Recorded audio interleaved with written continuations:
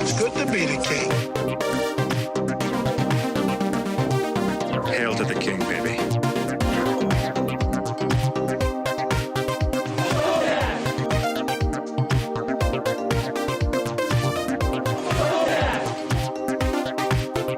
Did have shake.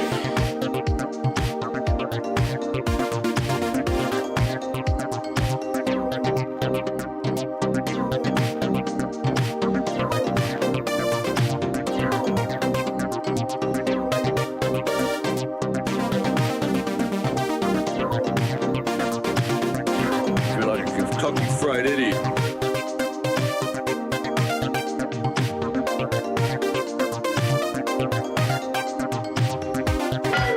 Bring out Kennedy! Bring out Kennedy! Throw me a freaking bone here. I'm the boss. Gentlemen, you can't fight in here. This is the war room. I think there's some kind of deviated treatment.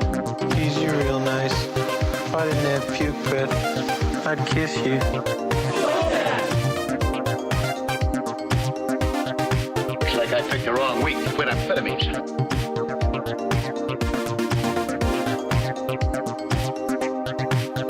Well, it's a well-known fact, Sonny Jim, that there's a secret society of the 5 wealthiest people in the world known as the Pentaverate, who run everything in the world, including the newspapers, and meet tri-annually at a secret country mansion in Colorado known as the Meadows. So who's in this Pentaverate?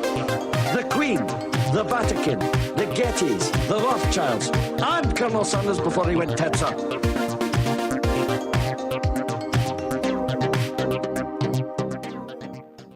And here we are live, and it's all good and welcome, and how are you, and good afternoon and good day, and I always have to look over and check and make sure the screen is rolling. It's so good to be with you on this lovely Tuesday afternoon. It's a 2 for Tuesday, it's a trouble Tuesday, it's the day, it's 2 days before Thursday, and Thursday's the day the world will end, according to the Hitchhiker's Guide to the Galaxy, except not this Thursday. I'm sorry to disappoint you. The world will keep on spinning, and I will be here mocking it in its entirety and socially trying to sheepdog us all back to behaving like human beings again as best I can in the true name of diverse thought and interest, wanting everyone to live and thrive so that I can argue with them and call them silly names, and while doing ridiculous characters online. Thanks for joining me. This is Hal Sparks Megaworldwide. How's that for an opening spiel? I feel like I need some sort of, let's see. No, that didn't work. It's just I need something like a little, maybe, no, that won't work. Let's maybe on here.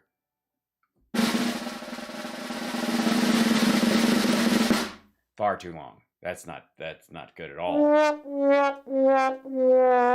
I've got to build up to some of these things or whatever. Thanks for joining me today. This is the Hal Sparks Megaworldwide. All right. No, that seems weird. That's a little Big Trouble in Little China for me. And as much as I love that movie, hello and good day and welcome. Hi everybody. Hi chat room. What is MT? I'm not wearing MT. I'm wearing NF. I have an NFT on. It's a one of a kind. This is a one of a kind NFT. I only made one. I might sell it off my back at a show but it's going to cost some like big tech knucklehead millions of dollars. There's a couple of folks out there like Mark who have the other NFT, but this is a single original. I'm going to start making originals. Yes, 1.5 million. It's worth more than a Lizzo painting. I guarantee it. Well, the NFT of a Lizzo painting, anyways. So much to talk about. So exciting. So it's just all kinds of fun. There are, let's see. Oh God. All right, this is, we don't have any, there's no way I'm going to have time for all this shit today. I just want to start where I'm most annoyed. And oftentimes, where I'm most annoyed is Tucker Carlson. Because, interestingly enough, many people may or may not know that Tucker Carlson is an heir to the Swanson TV dinner fortune. The processed Salisbury steak that came in frozen form that Tom Cruise famously sucked in Risky Business because he didn't know that you had to heat them up, apparently. Or how long when they left him alone in the house, which is a great sign of maturity for your teenage son. If he can't, I mean, I think in general, it was that movie's a cautionary tale to all kinds of folks, that Risky Business, although I would be lying if I didn't say it wasn't a sexual turning point for me. But I'm on YouTube. Yeah, we're live on YouTube. Meanwhile, I would suggest to most parents, watch your kid either reheat or order some Postmates before you leave them alone in the house. Even if they're 15, 16 years old and you think that, never mind. Anyways, so Tucker Carlson, multi-millionaire before he ever started working for Fox News. So why any of us would ever think he is any kind of relatable in terms of, the general populace in any way. I mean, literally an inherited trust fund baby telling us all how best to live. Now, I kind of don't mind a little bit when the Bezoses and the Mark Cubans of the world and the Schwarzeneggers and Stallones and the Oprahs of the world who are first generation rich in their families. Cool. I'll listen to your lectures on, having a morning ritual, staying focused, building an empire all fucking day. But when it comes to Trump and, who is a junior as well, he's Fred's son. Fred actually created the company. Donald Trump and Donald Trump Jr. and Eric and Ivanka. Like, what the fuck can they tell us about anything? Because they were literally born on third base and hired people to carry them across the plate and all the way home. So Tucker himself, after, a couple of years ago having to take some time off because his head writer was writing anti-Semitic, racist, and sexist garbage on a Reddit thread under an assumed name, which clearly Tucker must have known about.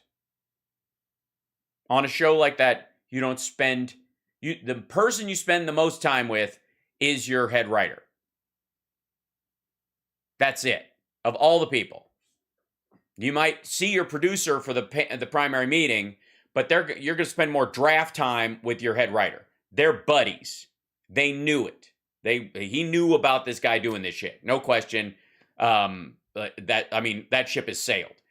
But this one, you'll see why I might have a bone to pick with it. I have not watched it, but this is, 207,000 views on Fox News, gives his take on the escalating tensions between Ukraine and Russia on Tucker Carlson tonight. This is called China is the certain winner here. China's the certain winner here. China is going to benefit from us defending Ukraine along with a bunch of other allies, which he will, I wonder if he will drop any of the, Belgium, France, Germany, England, any of those countries sending troops, supplies, weaponry, that kind of stuff to any of the surrounding countries or to Ukraine. I wonder if he'll just pretend that we're going it alone, a la, George, one, like it's us and Guam, right?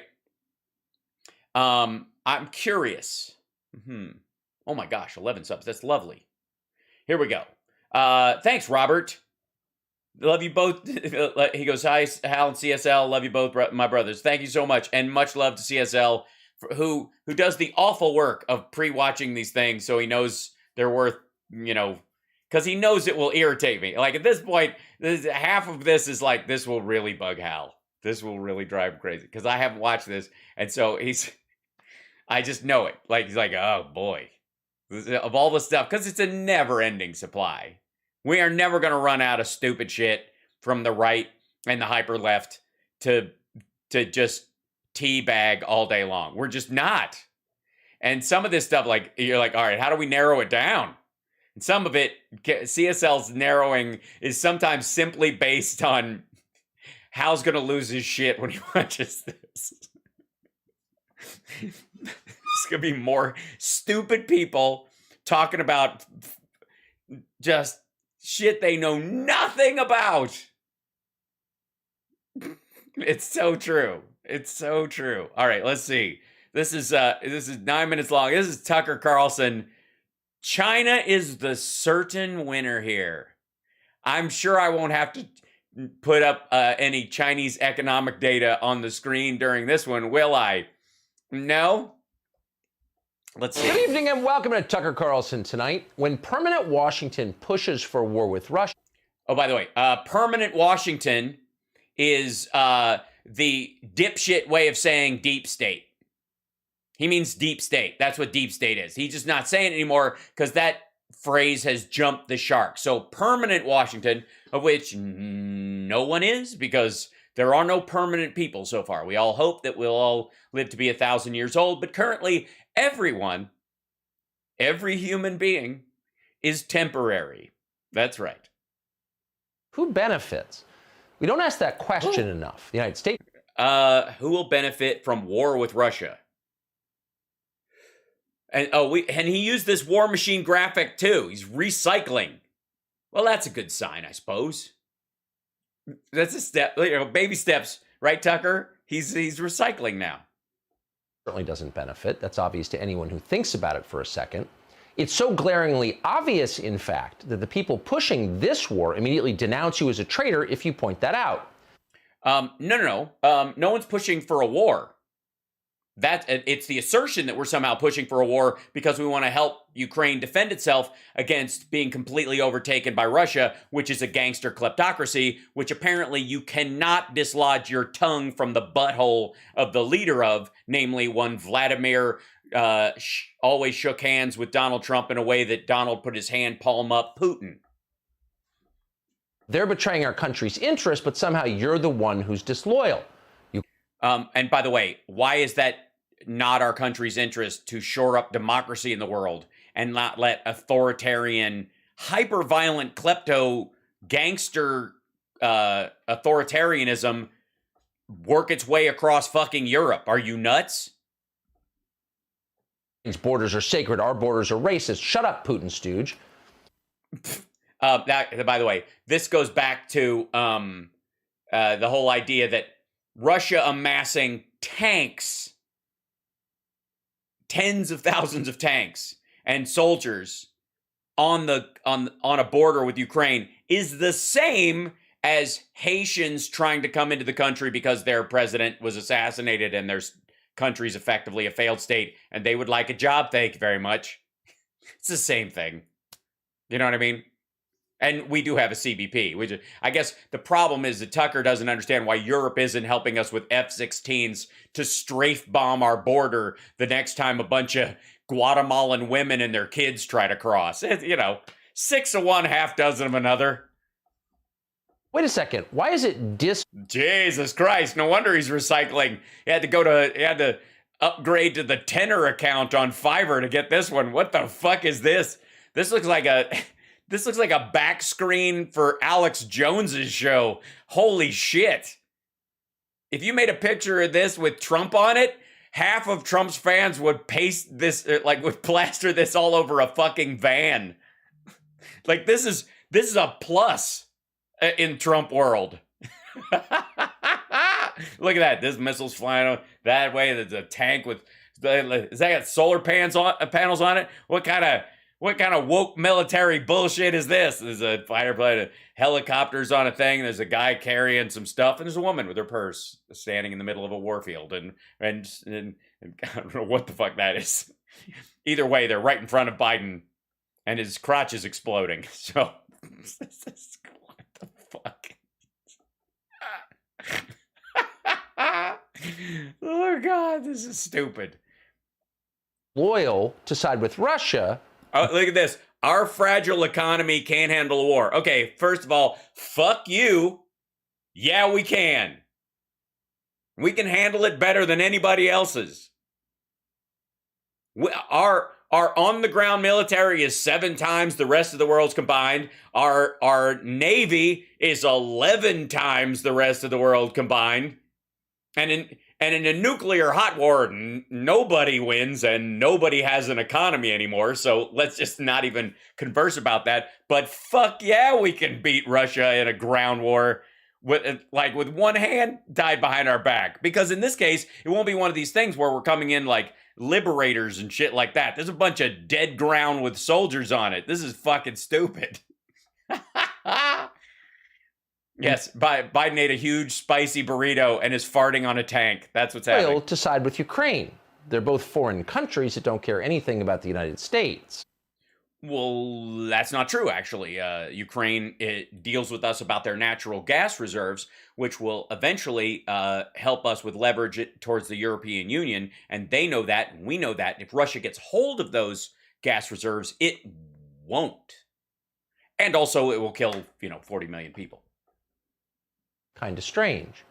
It's all an absurd performance, but it's Yay, all they've Stephanie. got in the end.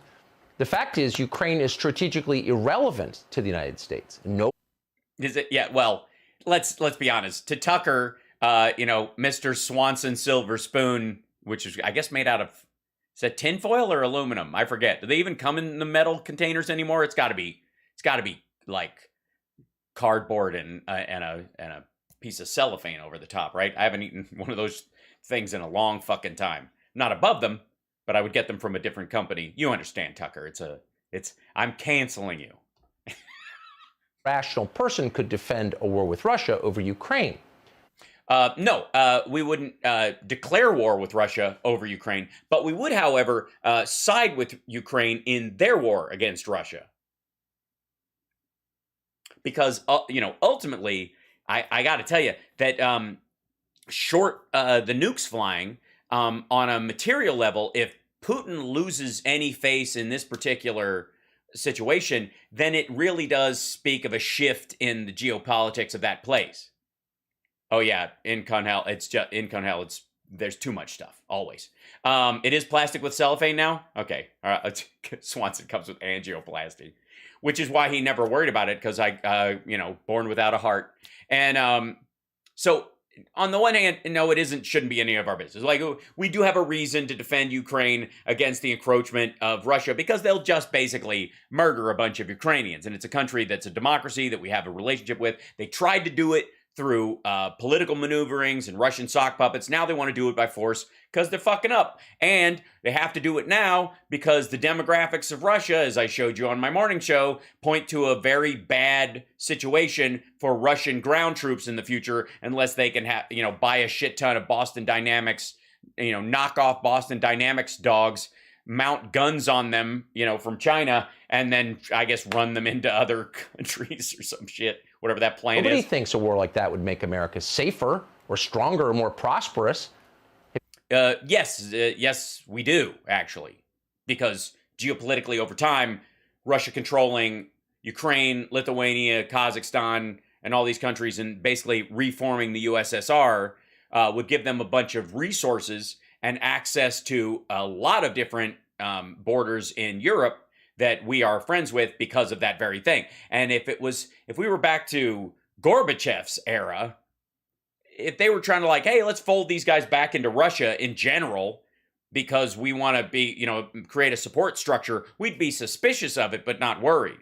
Because the intention at that time seemed to be, at least, that there was going to be a functional government in Russia, that it would be a country for real. Now, it's basically a volcano lair. It just happens to have a lot of land mass. Take a look at our economy recently. Yes, it's kicking everyone else's ass. The whole world is reeling from COVID and the supply chain crisis from it, and yet America is rock fucking solid compared to everybody else. It is. Even the stock market dropped. Like everybody's like, buy the dip, buy the dip. Fucking hell. Levels of inflation, a workforce in disarray, wildly. Yeah, a workforce in disarray. Why is it in disarray? Because there are more jobs than people. That's the disarray you're looking for. Swings in financial markets, in case you haven't noticed. Yes, wild swings in financial markets, which I'm sure we're all worried about. Yes, day traders got a bad dose of like fentanyl and coke mixed together, and they're falling asleep on their keyboards and triggering auto buys of stuff. Will joining a conflict in Eastern Europe fix any of that? Come on. Well, it has nothing to do with any of it. What do you mean fix it? Dude, I recognize this person needs CPR and I'm the only person around to do it, but I'm going to be late for work. Will your boss be okay with you getting there? I think so. All right, then what the fuck? Well, I'm not sure. You work somewhere that if you told someone you stopped to give someone CPR so they wouldn't die, they would fire you? Yeah. And you want to keep working there? Why? Of course not. It'll make it worse. If the neocons aren't restrained, and soon, Americans are going to be a lot poorer. So, but really? We are? Yeah. Oh, because of the shit we've already sent to Ukraine? By the way, you do know there are foreign troops there already. Hold on one second. I want to say troops to Ukraine.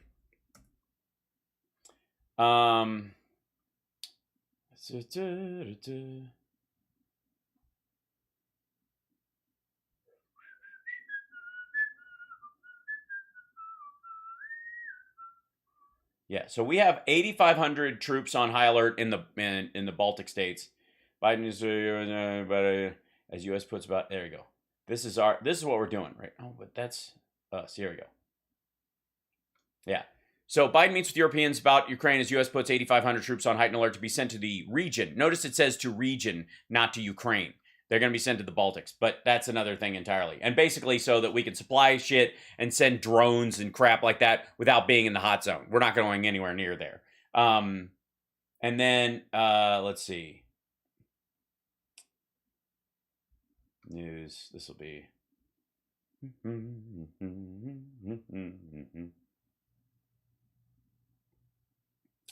I just saw that NATO sent. Yeah.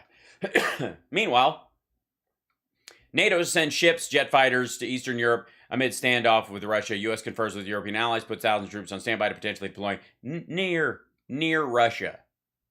And this is really just to cut off supply stuff through blockades and other shit. But, I mean, this is a game of risk. No, there's none of this, though. Like, these guys, like these folks, and I don't even know where the fuck that is. Anybody know where that tank is? Is that supposed to be a Russian tank? Are we? Is he showing Russian shit and some of our I don't know, whatever. Doing this? That's a complex question. Hubris, stupidity, the damaged psychological makeup of our leaders, massive lobbying campaigns by Ukraine. A concern for democracy and an alliance in NATO that we respect and work in conjunction with, and that as much as Trump tried to shut it down, we still give a shit. And one of the reasons that Biden got elected was because of his firm support for NATO. Politicians and American defense contractors, all of those factors play a role in this. No tragedy has a single cause. But what's not at all complicated. That's true. There are probably 3 or 4 different people involved in your haircut. Benefits from our conflict with Russia. China benefits, period. The China. All right, sure. Yeah. China benefits, period. How so? Government is the only certain winner here. We can give you many examples to illustrate this, but consider the latest economic sanctions the White House has proposed against Russia. The Biden administration may use something called the Foreign Direct Product. Also, by the way, this is a reused graphic. to cut off Russia's supply of semiconductors made with American technology. This would, in the hopeful assessment of the Washington Post, quote, potentially deprive Russian citizens of some smartphones, tablets, and video game consoles. So depriving Russian citizens is good, we're told, because Russian citizens are bad. Okay.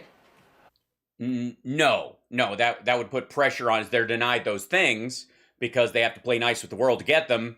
And if they're just operating on a war footing, why the fuck should the rest of the world be helping them get shit they don't make delivered to them?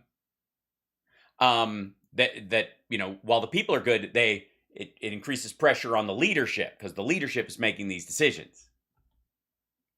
But what are the long-term effects on us? Russians are still going to have smartphones. They'll just get their components somewhere else, meaning from China. No. And if they do, they'll be crap knockoffs. I mean, they're cheaper now. The Russians don't make that much money. Why don't the Russians all use Chinese smartphones? They share a border. Belt Road Initiative's happening, Tuck. Explain that. They're totally cheap comparatively. Bring them on over. I'm sure. Ask every Russian how well their cell phone works, which is compared to an American-made or European-made model, or a South Korean one in particular. And then go, you can have that, or you can have a Chinese model. Please. Chinese have already pledged to help, and they have every incentive to make good on that promise. In other words, the Biden administration will have succeeded in continuing to drive our two main global rivals closer to a permanent alliance with one another. Yeah, except that whole overfishing Russian waters by the Chinese and their co-desire to empty the land of each other's people and get to their resources. Chinese mainly getting the natural gas and oil from Russia, and Russia getting coal and arable ground. How does that help America? Well, it doesn't. Over time, it's also a straw man and a false argument. Because the assumption that they're going to get together is, for the record, fucking ridiculous. Dangerous, and not just militarily. The only reason the U.S. government can enforce international sanctions is because the U.S. dollar is the world's reserve currency. No, the other reason is because we patrol the shipping lanes. Now, Tucker may or may not know this. I don't doubt that he has blind spots in his intellect, but I also think he might willfully ignore this fact, that the United States patrols all of the waters of the world. And if we don't, or we act as a stoplight instead of a green light, that fucks with their economy. That's where the sanctions are coming from. The same thing is why China's freaking out about the Indo-Pacific region and Taiwan, because they want to cut off anyone. It's effectively a modern version of piracy. They want to make sure that Taiwan, Japan, South Korea, and Australia and India can't interact without their permission. Right now, we make sure they can. Because we have the long-range boats, we have the protection. Right now, China wants to move to a situation where they both patrol the waters of the Indo-Pacific and engage in the majority of the piracy. So talk about, like, giving with one hand and taking with the other. But none of this, hold on. Let's see. Russians fire on Chinese fishing. See if I can find the article I was looking at before. Yeah. This has been going on forever. Let me find a newer one, just because the first one that came up. Let's see, news.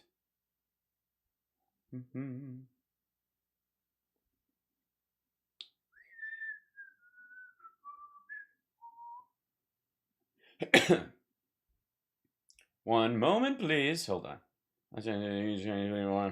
Oh, okay, that's the Philippines. We'll go back to here. Hold on.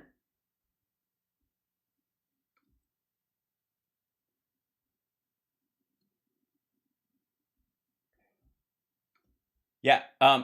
Oops. Hold on. Here we go.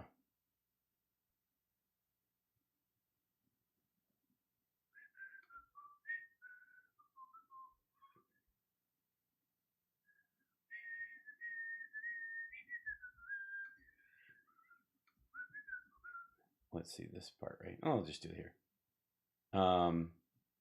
2009, there's a 2 the war begins, Rush fires, sync to, okay, hold on.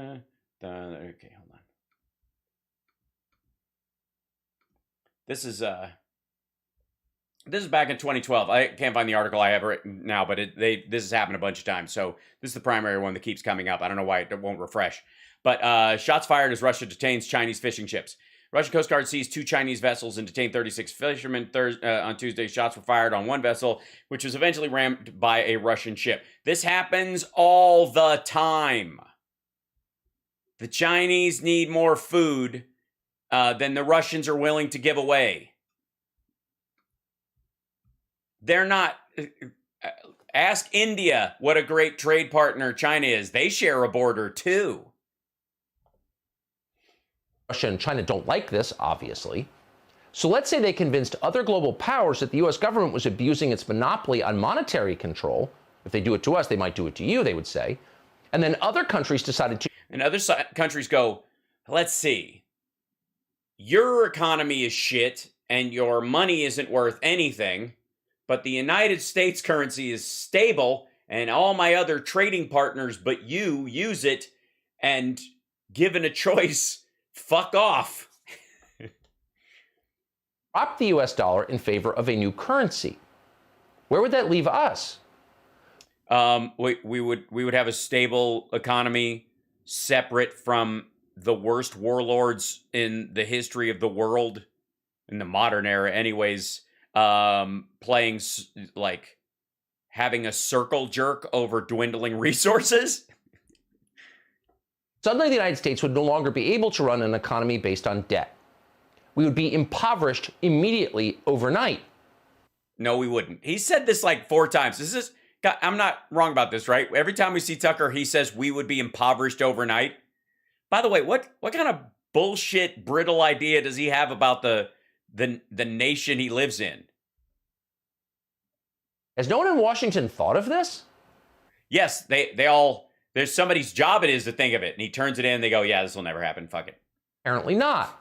Imposing tough new sanctions every few months feeds their moral vanity. It makes them feel like good people. Well, they are, because the resources that they're sanctioning, the people they're sanctioning specifically aren't the Russian people, but the oligarchs themselves who are bleeding Russia dry. Again, that dude has a salary of $140,000 US a year, and yet he's worth $200 billion, Tucker. Must be that can-do bootstrap attitude they taught him in the KGB, right? Meanwhile, this guy is gearing up to make himself leader for life so that no one can even replace him. Even if the party itself wants to. The fuck is that? Like, you already don't have a democracy, but even the ruling class that gets to pick who runs the goddamn country, they can't change? You just in there? And we're supposed to go, oh shit, these guys know how to run a country. Yeah, he's an emperor. He's not a president. He's technically the chairman. I don't know why people call him president. Stop it. Any more than fucking Putin is a president. You aren't president when, like, as bad as people on the right think that, Trump is going to get in some sort of financial problems or has legal bills because he's fighting the bed he shit in as he wallows around in it.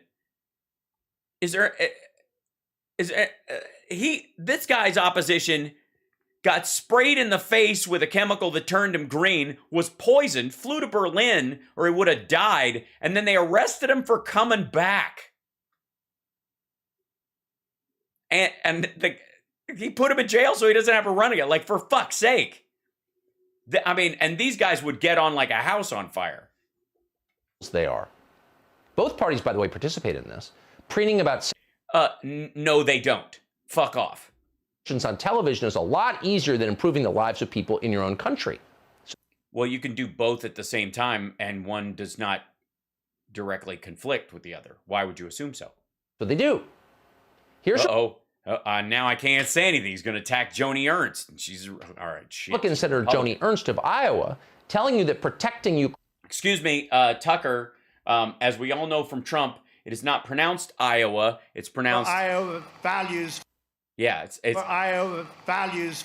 You have to take a shit as you're saying Iowa. For Iowa values. Right. And sacred borders is much more important than, say, saving Americans in Des Moines from overdosing on drugs. Watch. Yes, she doesn't care about, she can only follow one thing. She's like a cat with a laser pointer.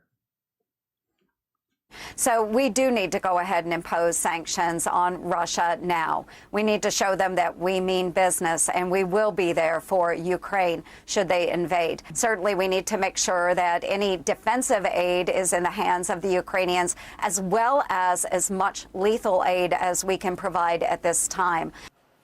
Those are our leaders, totally ignorant. Totally ignorant about the topic they're being asked about, that you edited out shit in between because you only took 2 sentences that she said.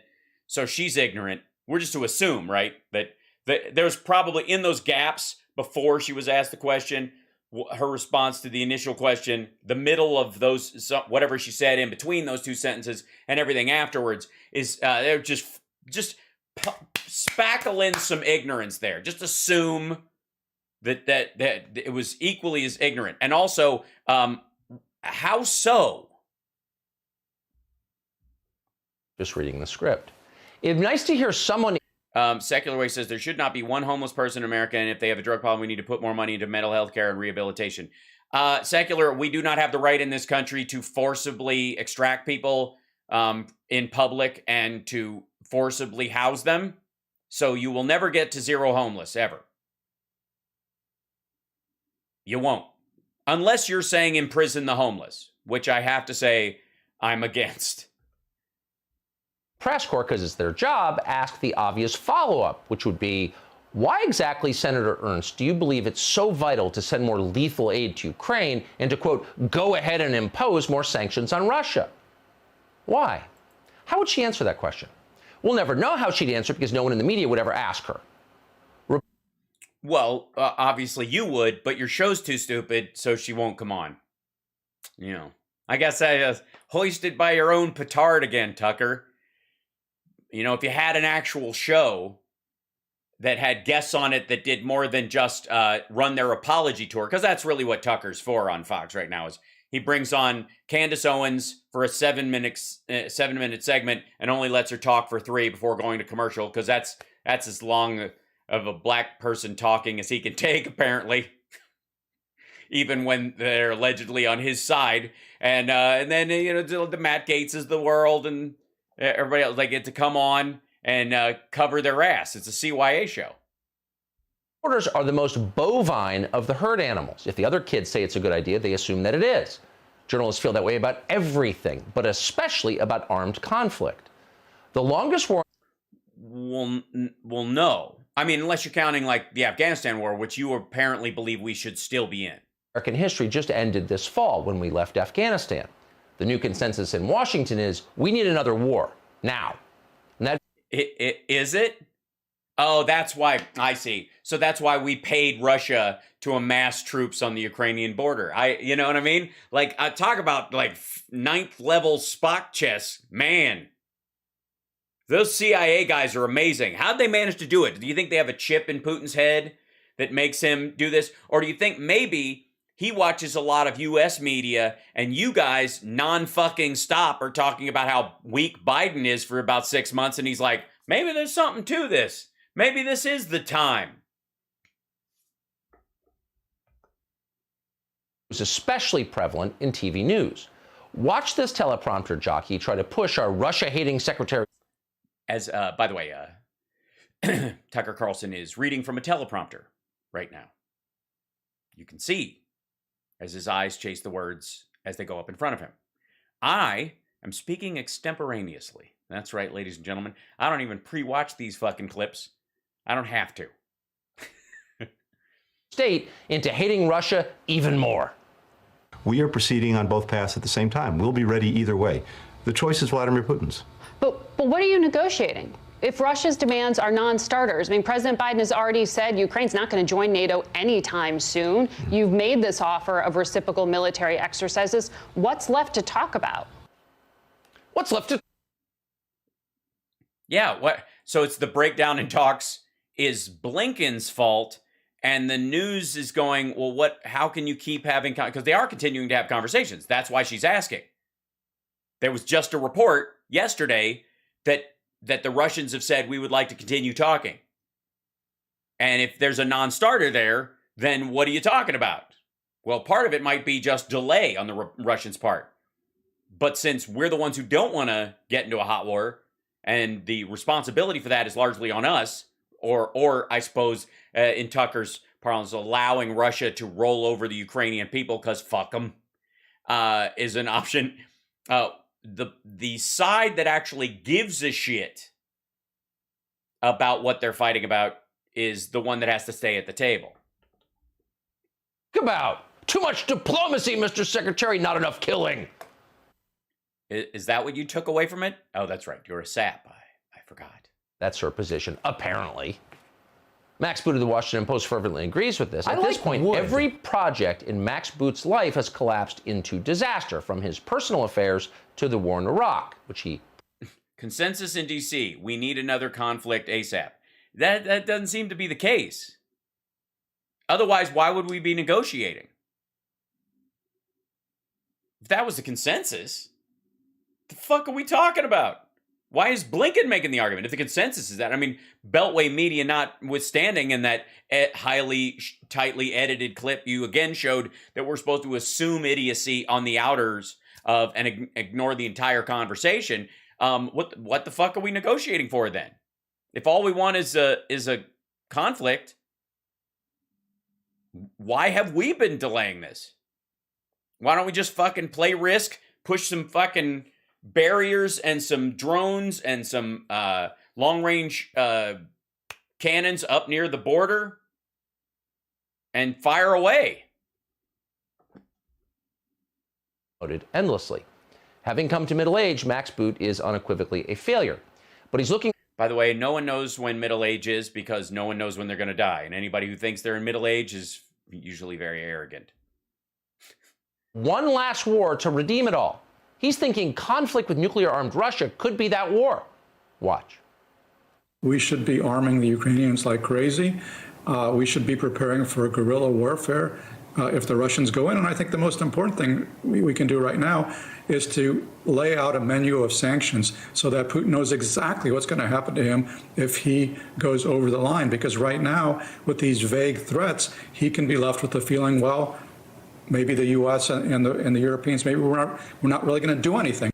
Again, you have to ask yourself, why is it more, quote, patriotic to take one? Also, we're to assume that there are 4 people in that shot. We're to assume the other 3 were all in on, fuck yeah, man. It's fucking, like, if they don't let us make Ukraine a NATO country, nukes away, man. The missiles are away, hallelujah. Countryside than the other countryside. We have no obligation to defend any country, either one of these countries. Neither. Yeah, but they affect energy costs in Europe, which will affect our economy over here. I mean, if you want to get really crass about it, that would be the baseline. I mean, obviously you don't give a fuck about democracy. Obviously you don't care about the people who are going to get killed that didn't ask for it. I mean, this is a dude who was like, you know, in any African conflict, like his response will always be cross your hands and count the dead, because there's fewer of those people on Earth. In this particular instance, he's just genuinely siding with Vladimir Putin. American, neither one has the same interests as we do.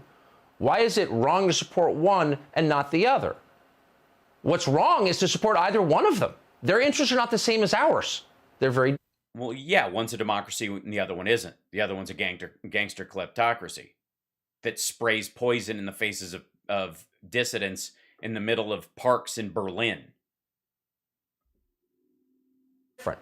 Max Boot doesn't care. Arm the Ukrainians! Prepare for guerrilla warfare! Only...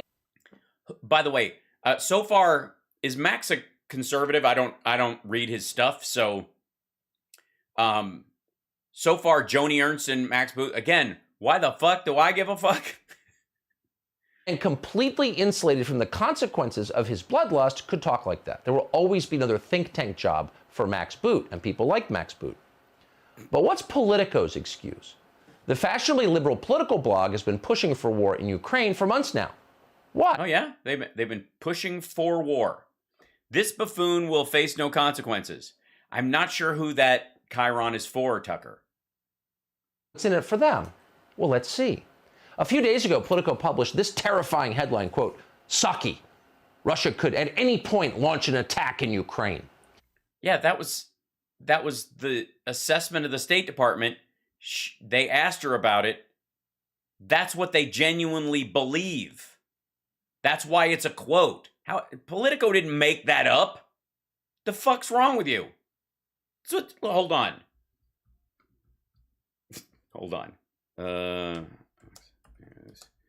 Russia could attack Ukraine. Let's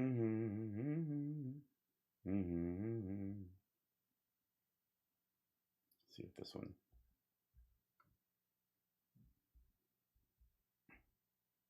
Let's see if I can do it. Under 5 minutes. Okay. Whoops. I keep hitting the.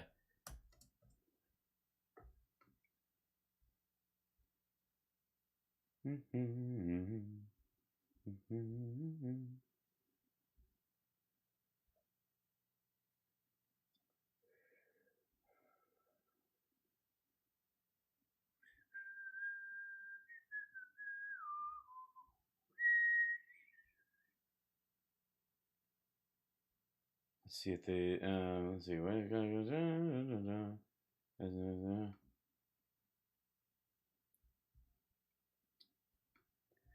Biden predicts Putin will advance into Ukraine. He has to do something. Downplayed the prospects of Ukraine joining NATO, saying it won't happen in the near term. President Biden said, "Let's see if Saki says." I'm not sure he's certain what he's going to do. My guess is he will move in. He has to do something. Depends on what he does. The one thing, it's a minor incursion. We have to end up fighting about what to do, not etc. Meaning cyber incursion. But never mind. Let's see. He said it would be a disaster for Russia. President made it clear if any Russian forces move across the Ukrainian border, it's a renewed invasion. It will be met with swift, severe, and united response from the United States and our allies. President Biden also knows from long experience the Russians have extensive playbook of aggression short of military action, including cyber attacks, paramilitary tactics. He affirmed today that those acts of Russian aggression will be met with decisive, reciprocal, and united response. Hello, I am friends with. This is my Swanson wine. Let's see if they actually do it with the cable message. Biden seemed to reassure Russia, downplaying the possibility of Ukraine joining NATO in the near term. Again, that was the negotiation. Putin has described the possibility of Ukraine joining NATO and the alliance, deploying weapons there as a red line for Moscow. Sorry, dude, outside your borders. The Kremlin demanded Washington and its allies making a binding pledge excluding NATO. They're not going to do that. Let's see. Last week, Russian diplomats met with officials from the United States and NATO. Okay. This is the Fox title. He has to do something. Right. Again, that's just a quote from Saki. So what? The piece goes on to promise that, quote, experts and policymakers are now preparing for a range of escalatory measures. Yes, they are. That doesn't mean that's going to happen. And those are about the sanctions, not about war. Well, that sounds scary. Oh, that sounds scary. Well, that's because everything scares you. Okay, hold on. Politico. Saki. What was the title of that stupid thing? Hold on. Russia. Okay, there you go.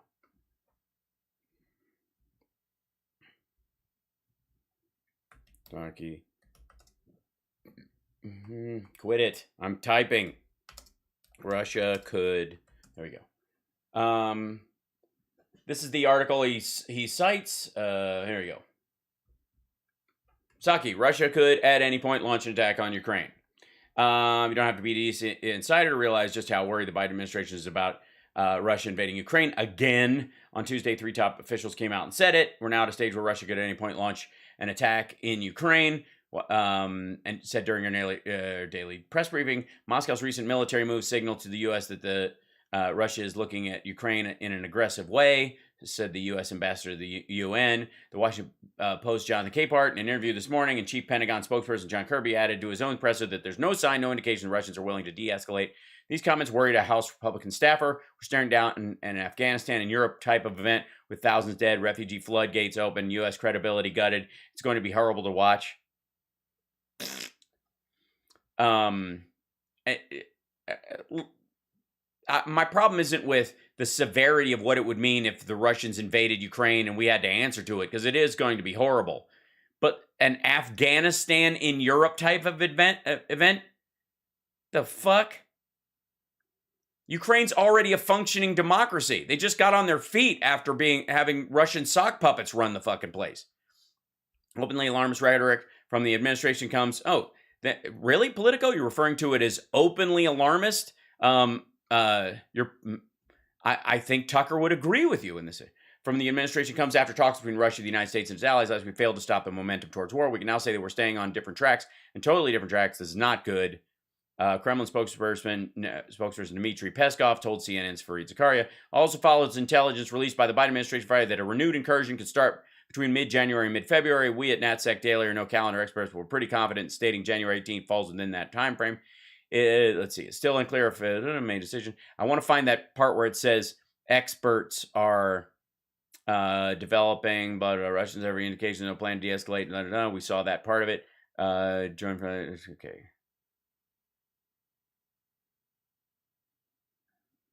DC do countries choose NATO? Told Parliament Monday the many nations have joined in the alliance because they say rhetorical first. The statement also mass important.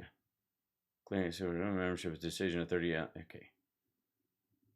The call with Lavrov, Blinken said, we stand by our firm commitment to include NATO allies and European partners, including Ukraine, and talks about our collective security. Open door, blah, blah, blah. U.S. sanctioned pro-Russian separatists. The administration is readying sanctions against pro-Russian separatists in Ukraine, which will be announced while Blinken is in Europe this week. Pending sanctions, which will freeze the assets of at least 4 individuals, could be announced as early as Thursday. So I guess they're already doing what everyone said they should be doing. They'd be the latest in a string of actions under the executive order signed by President Biden last April that would aim to punish individuals associated with Russia's foreign aggression. Wall Street Journal's Vivian K. Israeli places. Yeah. Okay. Where is this? Experts are building some sort of thing. I mean, if it's a whole new article,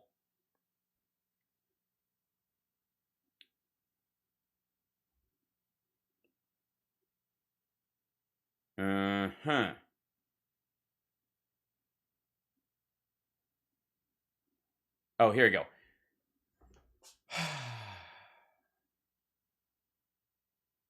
Russia's given every indication there's no plan to de-escalate in any meaningful way, especially given their public statements regarding the talks last week being a failure. It seems like experts and policymakers are now preparing for a range of escalatory measures. I'm sorry, what? What do you notice about this quote? What part is missing? Holy fuck, this is lazy.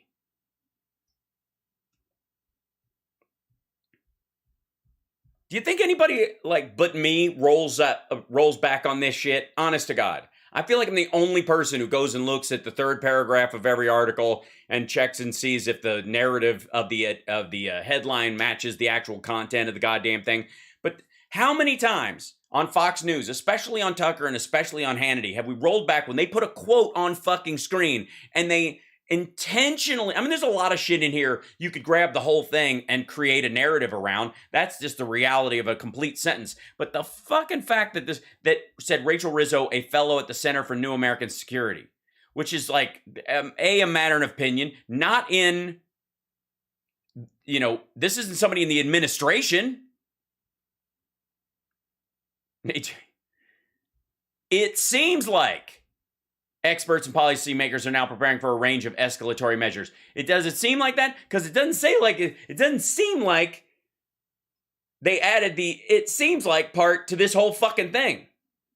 It seems like they shaved off the "it seems like" part so that the are now preparing part sounds extra fucking scary so that this dipshit can say, sounds kind of scary.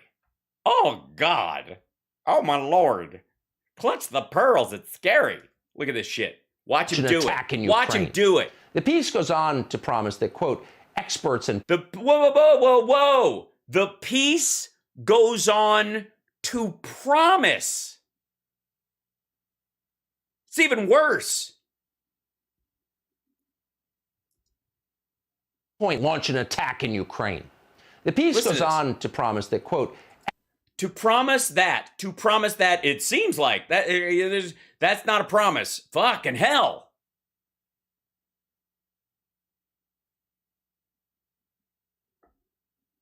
Experts and policymakers are now preparing for a range of Holy shit. So we're not even in the part where he just shaved it off to make it seem that way. Like they took off, it seems like he goes on to promise. That is a fucking lie. It's like an easily verifiable lie. Now, you will notice why, even though he lists Politico up there and puts this thing up in quotes and it eats up most of the screen on this fucking thing, there is no date and article and writer credit. That is the stark difference between CNN and MSNBC. As whatever you think about either of those, because I know there's some trolls going, but, fuck off. They put that up there so you can check the article yourself. This dickhead is intentionally shaving off those details lest you Google it. And then he exaggerates the fucking lie. Like, it's bad enough they shaved that off, but goes on to promise? Good Lord. Measures. Well, that sounds scary. Well, that sounds scary. If you remove all context and create a context that doesn't exist, that sounds fucking scary. My goodness. I'm so easily frightened by reported quotes. Or send billions more in military hardware to Ukraine right away. Beneath the headline, you learn why Politico's interested, because the story is, quote, like Saki Russia presented by Lockheed Martin. Is it sending that? Let's see, hold on. National Security Daily. The headline is what?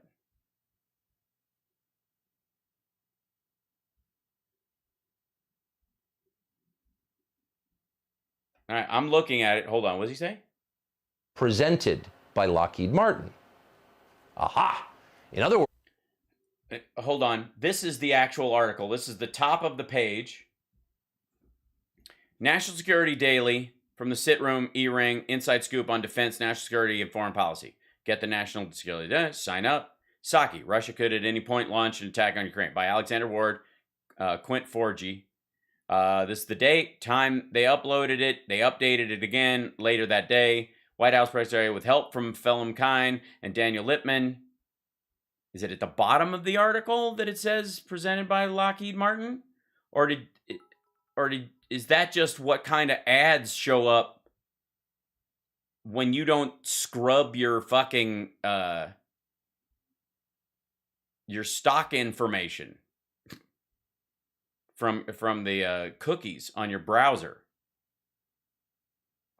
It's okay. End of this story.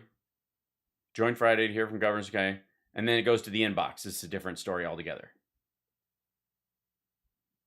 I do not. If anybody knows where that shit is supposedly listed,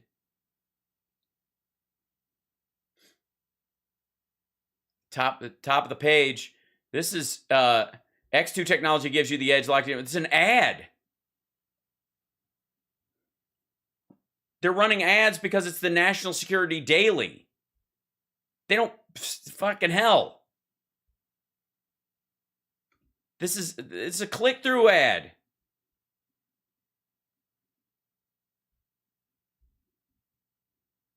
Because they want people to fucking buy stock. That's not presented by. They advertise whatever the National Security Daily. Good Lord. Along with a bunch of other people. Defense contractors think it is high time to spend much more on defense contracting in Ukraine. Politico is happy to make their case in exchange for money. Yeah, except Lockheed Martin isn't the kind of shit we're going to be sending over there. Over at the Washington Post, you may have seen this op-ed with this headline, quote, Biden must show that the United States stands ready to support you. Oh, an op-ed? Michael Vickers. Let's see. Hold on. Washington Post, Michael, Vickers.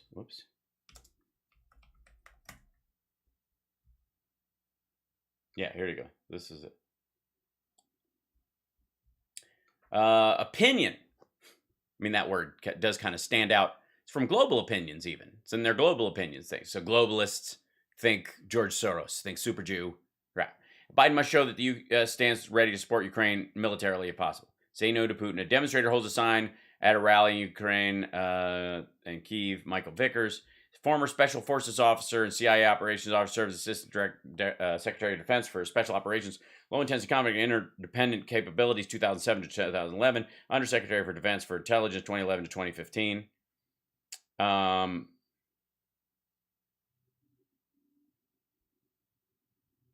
Yeah, it's an opinion piece. Let's see. Is there? Wait, what do you think? Okay, hold on. Should we let's go to Global Opinions. Here's one that says Biden's ready to deploy sanctions against Russia, but will the bite live up to the bark? Why I'm opposed to Ilhan Omar's bill against Islamophobia. Cruise ships have never been more dangerous for workers. I want to educate Afghan freedom fighters not with rifles. Will the world support us? Andrew Zimmern traveled the world for food. Now he takes on a new challenge. Cut his thing. U.S. can't afford to leave Ukraine and Europe at Putin's mercy. There's Max Boots' article he's talking about. On sanctions against Russia, the West's best policy is to keep its powder dry. This is the editorial board arguing sort of the opposite.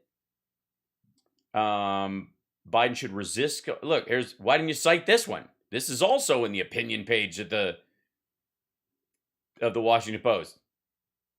You didn't put this in there? It's even got a well-chosen picture to make it look like he doesn't know who he's talking to. Branko Marcetic is a staff writer at Jacobin magazine and the author of Yesterday's Man, the Case Against Joe Biden. Yeah, I'm shocked that Tucker wouldn't do that. Jacobin is hot toilet paper, but still.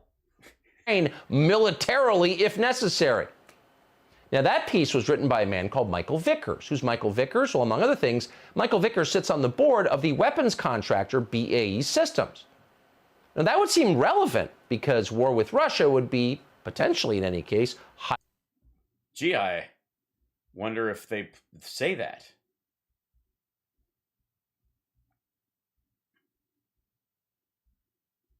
It says Denver took difference off the table, declaring the thing escalation down is more than 100,000 things. Well, let's see what BAE does first, then we'll get into it. Profitable for BAE Systems. But somehow the Washington Post didn't bother to tell readers about this. It remained undisclosed. So how does this look from across the world? Well, the Chinese must be watching this happen with their jaws open, completely delighted. They can't believe their good fortune. They watch as the entire political leadership class of the United States runs at full speed in the wrong direction, away from Asia, which is so clearly the future, and toward the murky past on the fringes of Eastern Europe. Ukraine, Russia! And the Chinese must be wondering, how could these people be so stupid and so self-destructive? Hey, Sean Hannity here. Hey. Wait. No. You don't get to bail out like that, dumb fuck. You don't get to make China's the certain winner here, and then just at the end, tag on this bullshit? Wondering, how could these people be so stupid and so self-destructive? Hey, Sean.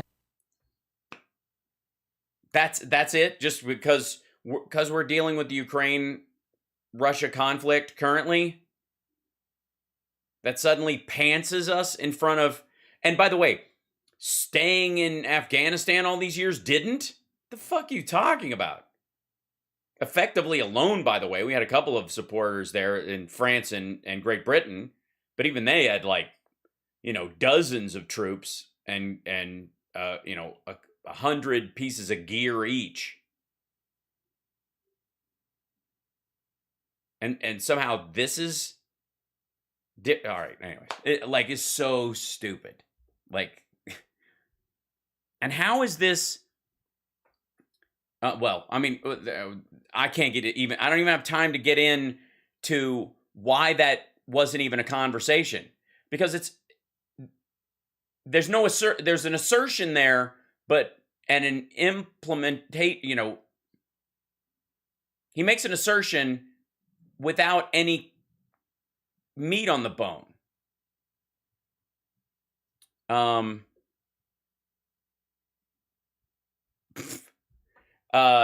No, by the way, I do not envy Joe Rogan on multiple levels.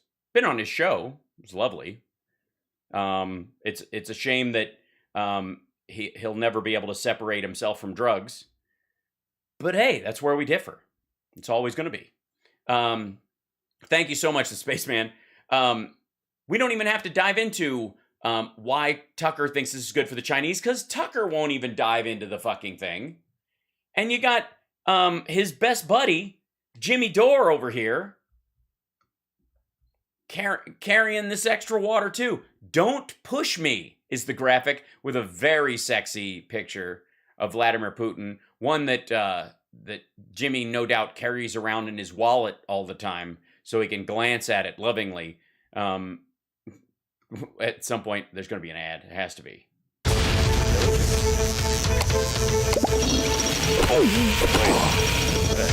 Yeah, Flash games. That's the way to sell it.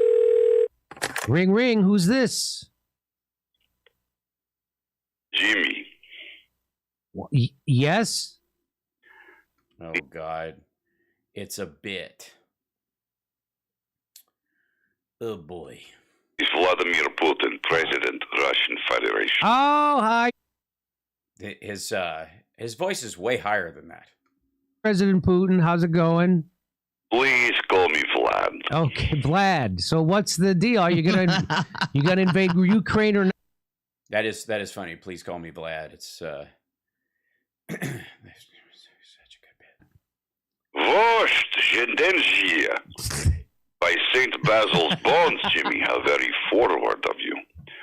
Please at least buy me dinner first. A gentleman never tells these things. Come on, Vlad. Enough with this coy stuff. I'm not being coy.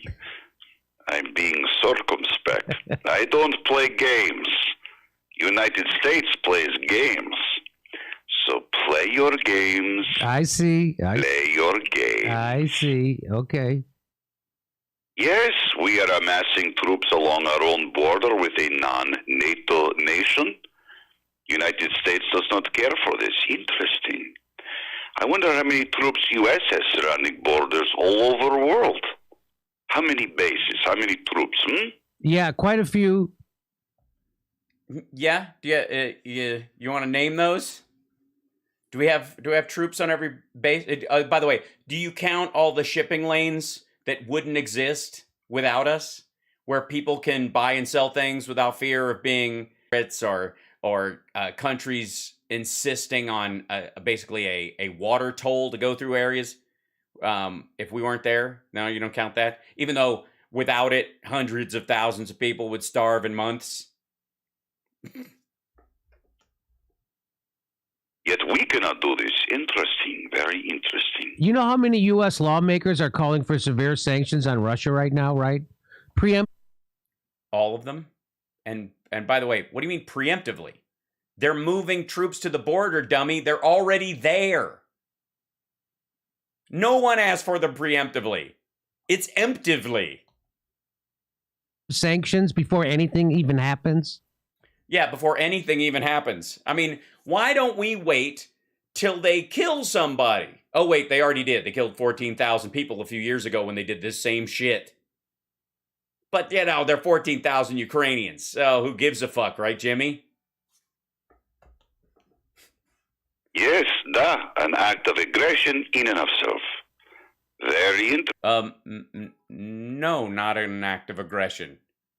It's not aggressive to not let oligarchs who are engaged in the opium trade, murder for hire, and shit like that, trade on the open market like everybody else who follows the rules. The fact that we let it slide the rest of the time might be suspect. Again, it just goes to show how at the end of the day I'm friend to American population. And how is that? By showing them that Democrat Party is now warmonger party. Oh, all right, there you go. This is Jimmy Dore, by the way. He's allegedly a progressive. Until he shit all over Bernie because Bernie didn't go far enough, I guess, was the idea. Let's see. See if we can find this in here.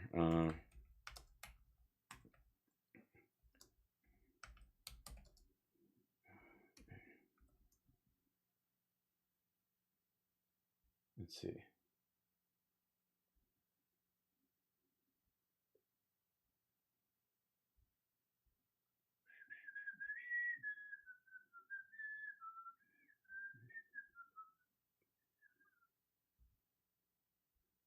See if I can find this without well, this isn't even that long ago. There we go. Who's this? Breaking the U.S. House. Hold on. Thomas Massey of Kentucky. After helping force leaders to bring up funding as a standalone bill, Representative Alexandria Ocasio-Cortez broke with the other so-called squad members and voted present. That we desperately need open in order to progress. Yes, I wept. I wept at the complete lack of care for the human beings that are impacted by these decisions. I wept at an institution choosing a path of maximum volatility and minimum consideration. Holy effing F. It was the process, and everybody's trying to rip their community, and people who normally would be reasonable are just... Progressives a huge disservice by preaching the rhetoric so loud. It's all about AOC. And it's clear that she probably didn't write that. And Bauman said Bauman's yes votes that were equally shit. So he runs against the guy who's the biggest Zionist, and then he turns out to be materially the same. No different. No materially the same. I mean, this is the kind of, political wisdom and ability to sharply dissect, vivisect even, an issue that you expect when you watch the Jimmy Dore Show. They used to just follow GOP into war. GOP was warmonger. But now donkey lead way to battlefield. This is way to venerate legacy of Hillary Clinton and reject legacy of Donald Trump may hear. By the way, this is classic Jimmy Dore. Jimmy is allegedly a comedian, by the way, although I've never seen evidence of this. But what makes his show funny is that he has other people on. They say funny things or come up with an insight, and he goes, ha, like that, and then claims it as his own. It's sort of a, I guess that's how he does Marxism, is that everybody's a work for hire, even though the show isn't called Jimmy Dore and Friends, or the Friends of Jimmy Dore Show really actually do all the work, what little work there is being done. It's the Jimmy Dore Show. He's not dead. I do not care. And riding on this donkey is geriatric moon-downer Joe Biden. But he sends his minions to discuss Ukraine. Insult after insult. He sends this other man riding war dachshund, the Secretary of State, Antony Blinken. Right. Many I don't know how this qualifies. This is like the last performance of a morning shock jock in '92 before they get fired for being boring. From this man, empty threats of war. He tries to stand face to face with Mother Russia, with Putin. Who will blink first? Who is blinking? Well, I guess technically the one that doesn't want war would be the one that blinks first. So the warmonger would be the person who doesn't blink. And that would be in this equation. You're making the case that Putin is the one that won't blink because he's tough and wants to invade a sovereign country apropos of fucking nothing. Anthony Blinken. Anthony Blinken. Okay, but so right, so Blinken will blink first because blink, but also the side that would blink is the side that doesn't want to attack. It's so fucking lame. You gotta invade.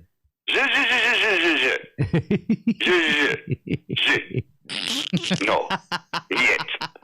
We do not ask these type of rude questions. It's rude. We are just couple of gentlemen having polite conversation. Well, the United States has ordered all non-essential personnel to leave the American embassy in Kiev. Oh, yes, the great international act of theater.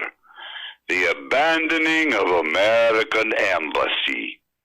Oh, the... Fuck, man. Dude's yawning at his own bits. Holy shit. If that doesn't sum this whole fucking thing up, you know what? It's like I almost got permission to bail out. Look at this. Look at this. They set this bit up. They put this clip up. Watch. American embassy. Oh, the horror. He yawned at his own fucking bit. Oh my God. Look, I've done fucking 6-hour streams with Trump and a couple of times, or like a early morning show. I'm like, fuck, I'm tired because I woke up. Not because the shit I set up and we worked out beforehand. I guess I don't work out anything beforehand, so it doesn't really matter. But this asshole, like, this will be great. We'll make one of these graphics. We'll do a good comedy bit. And then and then he yawns in the middle of his own fucking bit. And then he loads the clip of American embassy. Oh, the horror. Jesus Christ. Like he's falling asleep in his own fucking... All right, we're done. I like it. There's nothing to this. This is so... He's looking at his own bit like we're looking at his bit. That's not Jimmy Bohr. What is that? How the fuck? Right? Jesus, don't post the clip then. This is a piece of his show. You know what I mean? Like, this is like, you know, we have the big long show, and CSL in his infinite wisdom cuts down the chunks into the parts where we cover different issues. And look, if your bit can't keep you awake, why the fuck am I here? That's it. I'm sorry. You're watching House Sparks Megaworldwide. I'm not going to waste any more fucking time on that. The dude's dozing off with his own comedy bits. Holy shit. Okay, that's good. It gives me an out. So we can move on to someone who's never boring, but also never interesting, actually. And I don't know why he's in the back of a Cracker Barrel doing this one. There's a different location all the time. Also, I don't know if he's got a stylist to make him seem hip, but as a billionaire, my shirts are fucking cheap, and this dude is always managing to out-cheap me on t-shirts. I don't know how the fuck he manages. Right? Oh, thank you, Say What? Thank you for the, and Luis, thank you so much. Jimmy's the new Bongino. I wouldn't even give him that much credit. By the way, this one I just had to show you. I'm not going to do it's this whole episode, so I don't have fucking time for this bullshit. It's a waste of time. Look at this. Oh, shit. This killed me. You know how sometimes the thumbnail alone just lays me out? Look at this bullshit. And one of the worst, it looks like he lost half of the top of his head. This is not a good angle. Tilt your chin down, dum-dum. It's like all nostrils, but he's got fecal alcohol syndrome. Like, there's nothing, like the top of his fucking head is gone. it does explain why he does his whole show lean down like this, though. Now, Jesus, is this one big psyop? Get the fuck out of here. That's so funny. Anyways, that I can't do that because it's so long, but they are now jockeying for the biggest, dumbest thing. Oh, by the way, I think probably while we're at it, though, if anybody deserves 5 eggs, it's fucking Jimmy Bohr. Oh, 5 God. eggs in a month. Yeah, that's it. That's Eat all he 2 gets. eggs a day. Which is not nearly enough, 5 honestly. Yeah, that's it. Just 5 eggs. That's all he gets. That's look at just the so fucking dull. All right, now we move on. We have to. This is Grandpa Joe just lost it on Peter Doocy. Just lost it, by the way. He whispered it when he was leaving the room because the mic was still hot. And he was like, what a dumb son of a bitch. Like, that's not losing it. Losing it is standing in front of a crowd full of people in a field because you can't get a real venue anymore, blathering about 2020 in 2022. But okay, I'm sure there's an ad on this because he needs blow money. Survival food, this of course. This is a full 3 months of food without needing any refrigeration or special storage. And you're looking at our long-awaited 3-month survival food kit. We've been completely... Totally had... Is your dream to eat out of a tub? Eat out of a plastic tub? Buddy. Well, guys, today we're going to talk about Joe Biden's outburst. Fuck, man. Get through a sentence. Excuse me. I'm going to make myself laugh. All right. Right out of the gate. All right. Look at him. Look at him. He couldn't get through one fucking sentence without having to look at his notes.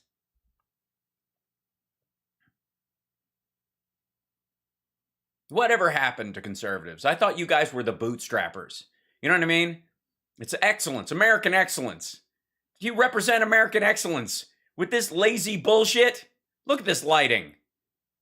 Looks like you got a piece of... The most American thing about this is it looks like you have a piece of American cheese over the light to give everything sort of a weird yellow orangish hue.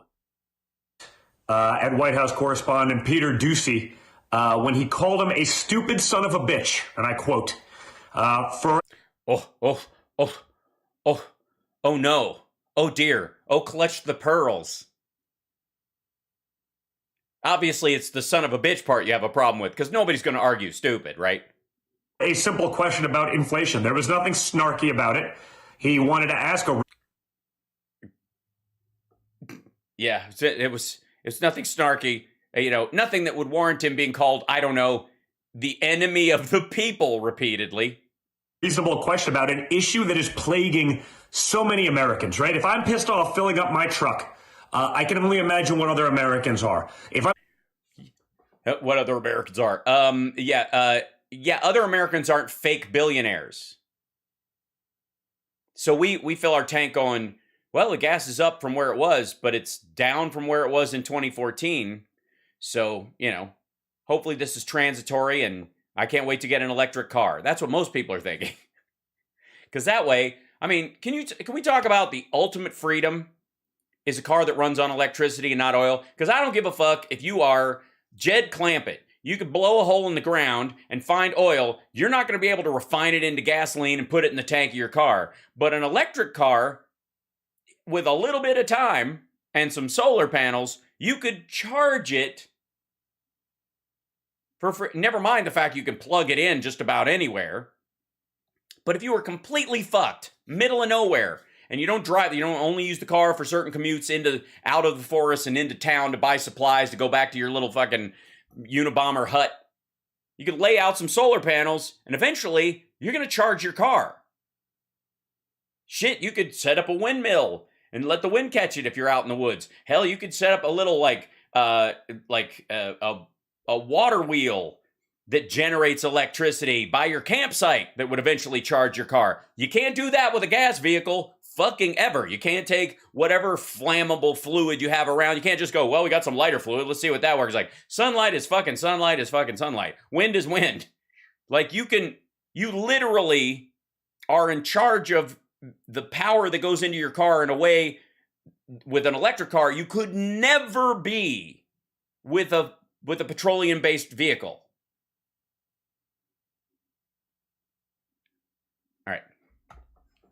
I'm going around and I see empty shelves. I can imagine what's going through the minds of people. And yeah, when you're doing the grocery shopping.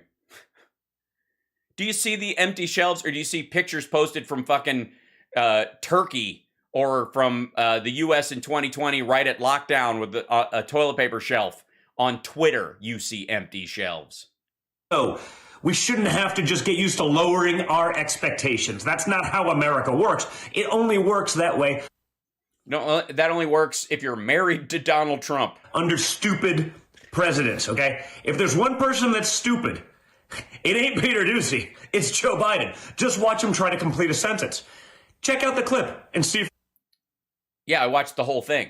I've got the whole thing. They open up a cabinet meeting and they're talking about stuff, and then they run everybody out so they can have the meeting. For yourself. Why are you sending anybody to these friend cards? What are you saying these presidents on inflation guys? By the way, Junior, good on you filling time. You couldn't start it right up to where Doocy says his question. You're just going to use the same clip somebody else put up? That's a great asset. More inflation. What a stupid son of a bitch.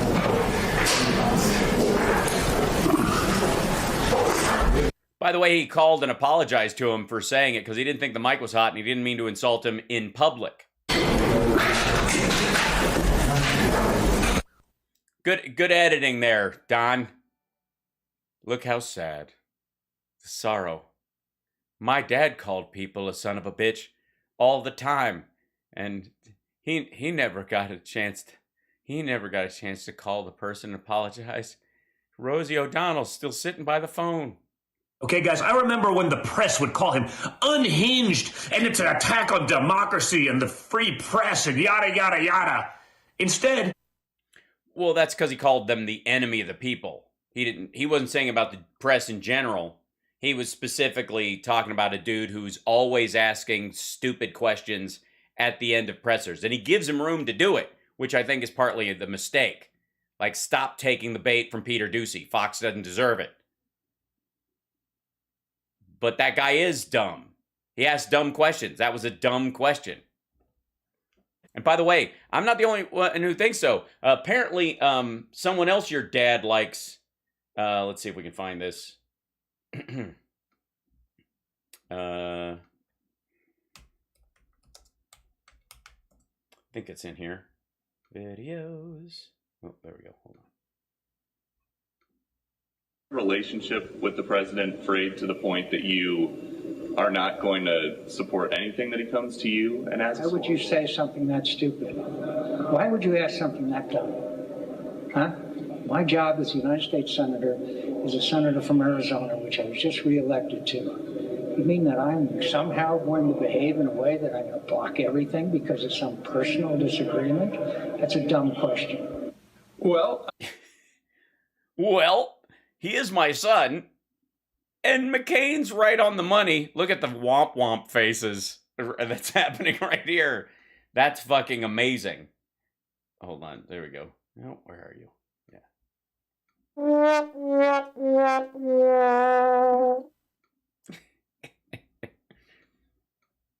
Yada, yada, yada. The media is celebrating as a great takedown of Peter Doocy when it's clear that... Peter Juicy? Wait a minute. Did we just discover that you have a crush? The media is celebrating as a great takedown of Peter Doocy when it's clear that Joe Biden... Peter Juicy? Wait, what? What? The media is celebrating as a great takedown of Peter Doocy when it's clear that Joe Biden... Yeah, that was... I'm going to go with Peter Juicy.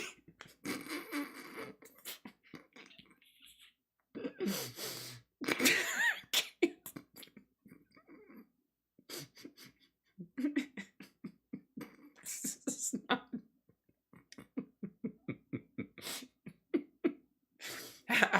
How juicy is that, Peter? Don, juicy, Peter Juicy. Woo!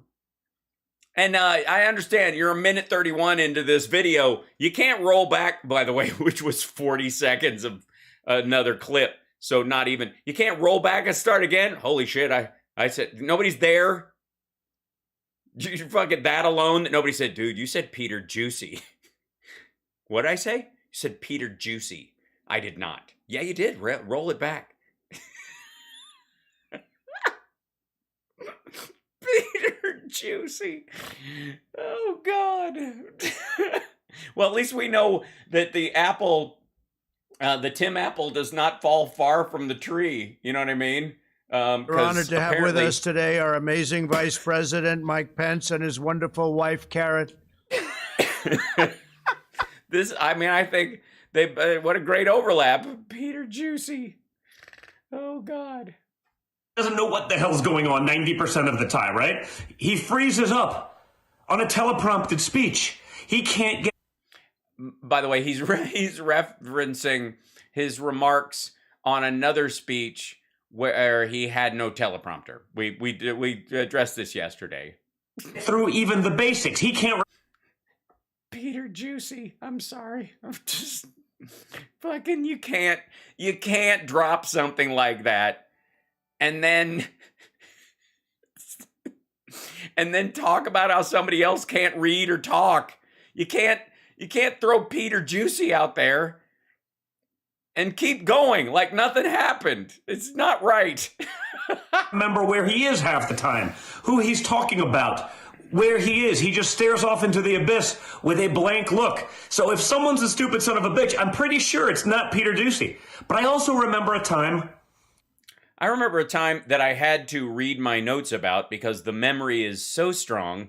I remember the time that Peter Juicy and I were hanging out together backstage at one of my dad's rallies, and I looked up as I dusted off my knees and said, "You've earned your name."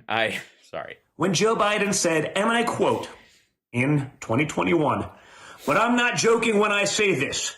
If you are ever working with me, what's with the little bunny fuck you? And I hear you treat another colleague with disrespect, talk down to someone, I promise you I will fire you on the spot." Here's the clip if you want to see it. But I'm not joking when I say this. If you're ever working with me and I hear you treat another colleague with disrespect. Yeah, that's also the problem. Ducey's not a colleague. He's a stupid son of a bitch. Talk down to someone, I promise you I will fire you on the spot. There's no question that the media tried to make Joe Biden out to be this great elder statesman, a voice of reason, but it turns out in everything, Joe Biden is everything they told you Donald Trump was. Whether it's the corruption. Oh yeah? There's 27 legit sexual assault complaints against him. I mean, we've all seen Biden's tax returns. We don't even know where his house is. He hasn't brought any of the Secret Service to a private club that he owns and charged them above going rate to stay there. Whether it's the money, whether it's, I don't know, we're on the brink of war with Russia. Do you think some of that decision-making is being influenced by Hunter Biden's like $85,000 a month no-show jobs? Do you think maybe Joe... No, I don't. He doesn't work there anymore. Why the fuck would that even be a thing? As a matter of fact, if there was evidence of corruption and shit like that, why wouldn't we just let Russia bomb the fucking place? Do you think the Burisma headquarters will dodge a bullet? What are you talking about? Peter Juicy. Biden's worried that information about that will get out, and so he's going to do stuff to satisfy the Ukraine, and even if it means sending our kids, your children, to... By the way, it's Ukraine. The name of the country is Ukraine. The Russians call it the Ukraine because they consider it a territory of theirs. And that's very telling. It's a little slip, but it's very telling. Don Jr. is speaking the Russian line on Ukraine. The Ukraine versus Ukraine. Ukraine's a country. The Ukraine is an area that Russia lays claim to. Or a land war in Europe with Russia? What? So maybe Hunter could have had that gig, and maybe there's not more information disclosed about it? What information? Keep looking, though. It's weird, though. Again, where are you? Why is there a roll of toilet paper or paper towels and a jar of peanut butter over there? What are you doing, Peter Juicy? You think the U.S. is in good shape, guys? Do you think that we are better off today than we were a year ago? Yes, materially we are. Yeah. Yes. By all measures. If Trump said this, they'd be holding candlelight vigils to commemorate the tragedy. They'd make it a national holiday. Again, I'm pretty sure the only stupid son of a bitch in the White House is probably Joe Biden. And again, that's not my opinion. That's just based on what we all see on a daily basis. No, that's just your opinion. I mean, nobody gives a fuck. I'm the only person who watches this shit of note. I mean, he pays for rumbles. That's the other thing too, is that they these things. It's basically like low-end money laundering. It's like when Trump's dad, when Fred Trump bought a bunch of chips in Trump's casino and never cashed them in. That whole business, it's the same thing, just low end. If Trump insulted reporters, and I don't know if he ever went that far, he called out. I'm sorry, what? I'm sorry. If Trump insulted reporters, what? Insulted reporters, and I don't know if he ever went that far, he called. Holy shit.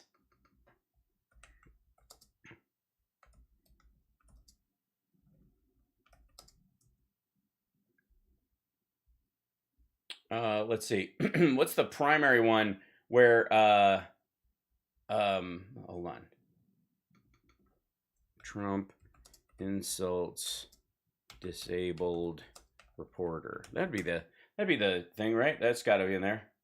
There you go. I don't know if he ever went that far. Donald Trump. Hold on.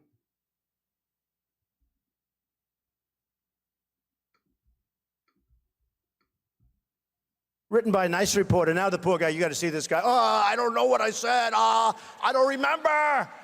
He's going like, I don't remember. Maybe that's what I said. This was 14 years ago. They didn't do a retraction. That reporter he is talking about is Serge Kovaleski, who now works. Mm-hmm. I mean, beyond the fact that, like,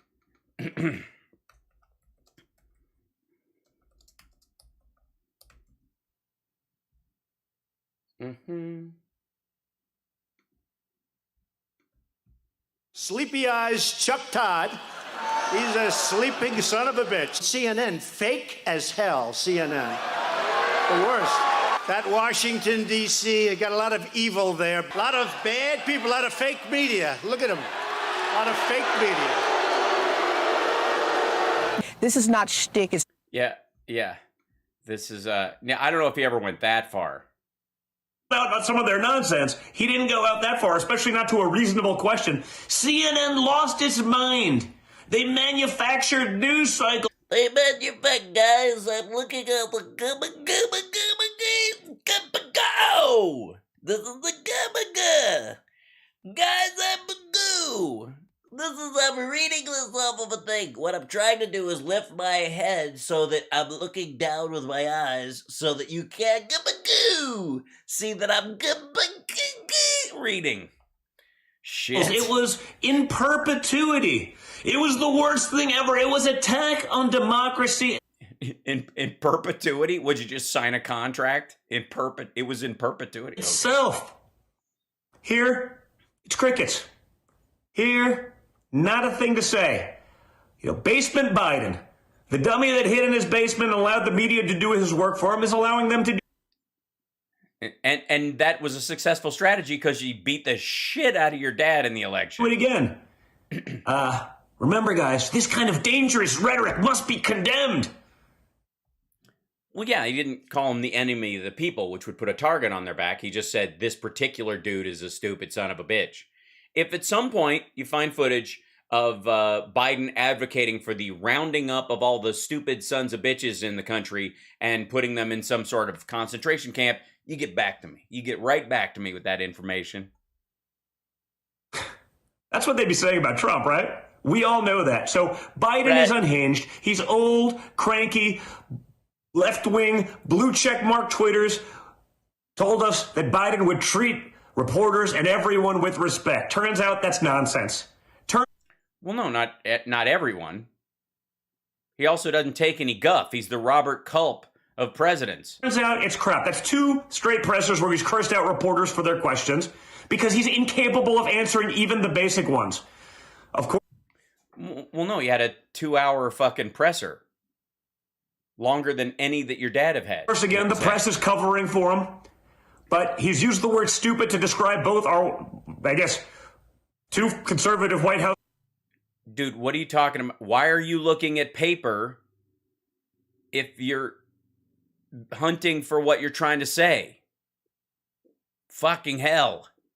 Correspondence in a matter of days. Questions were totally legit. None of them out of line. I think one was about Ukraine, kind of a big one right now. The other about inflation, also kind of a big one. Doesn't matter, folks, because that's where we are. It's sick, and we have to say enough is enough. Because this isn't the normalcy we were told we were going to have. This isn't the adults are back in the White House and all the BS that we've been sold for decades. This is exactly just the opposite. And for the media to be silent on not only this, but the... Yes, why won't the media be silent? Maybe because they're the enemy of the people. General incompetence. Just look where we are. Look where we are. The poll numbers speak for themselves, and I imagine they're still inflated by a... Oh, they're sorry. Wait. Whoa. What? They're still inflated by what? We are. The poll numbers speak for themselves, and I imagine they're still inflated by a mainstream media that's functioning as Joe Biden's marketing department. So... Right. Yeah, that's what's happening. They're talking him up everywhere. I mean, I can't turn on the news without hearing stories about how Biden's poll numbers are low, but he's doing a fantastic job everywhere. MSNBC's probably the worst. Meanwhile,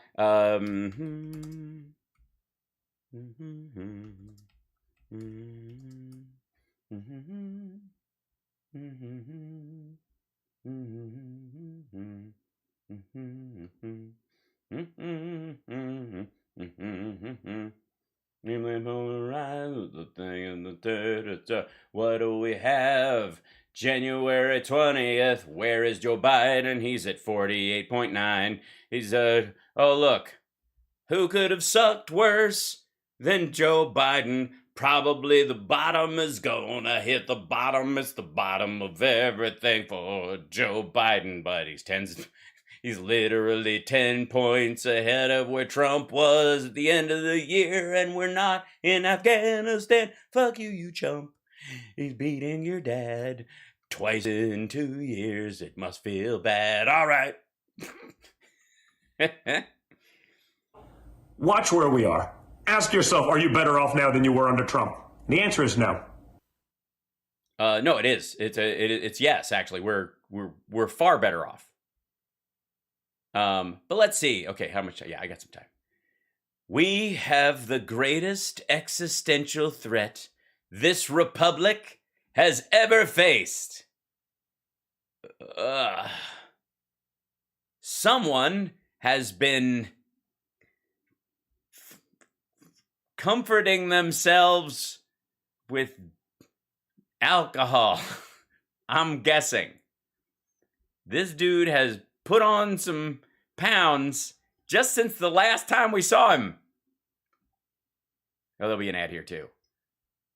Do you believe what? Click here so we can sell you some horse paste. All right, here we go. Now we're in a situation where we have the greatest existential threat that this republic has ever faced. All right, what is it? Well, here it comes. This is the greatest, guys. It's the greatest existential threat. It's existential. It's internal. It's spiritual. It's psychological. It's philosophical. Fill us in. We have an ancient and honorable civilization. I would say the most ancient on earth, more so than even the Egyptians and the Persians, right? Passed down from 10,000 years. And yes. The American Constitution, brought down from Mount Sinai by Moses after he was getting his ivermectin treatment, where he walked down with the 2 pages of the Constitution in each arm, signed by John Hancock and a bunch of other people. And yeah. Sometimes the height of science and education, all that. This ancient civilization that... are you talking about like the Middle Eastern algebra? Or are you talking about like Northern European astronomy? You're talking about Copernicus? Which part? And they talk about democracy. And Brandon tells it, and they go, well, they're autocracy, and we're looking... Oh, I'm sorry. Yes. The millennia of democracy that we've had. Right. You know that thing that started about 200 years ago? Been around forever. You have 1.4 billion people. You have the Lao Beijing that are enslaved by a train.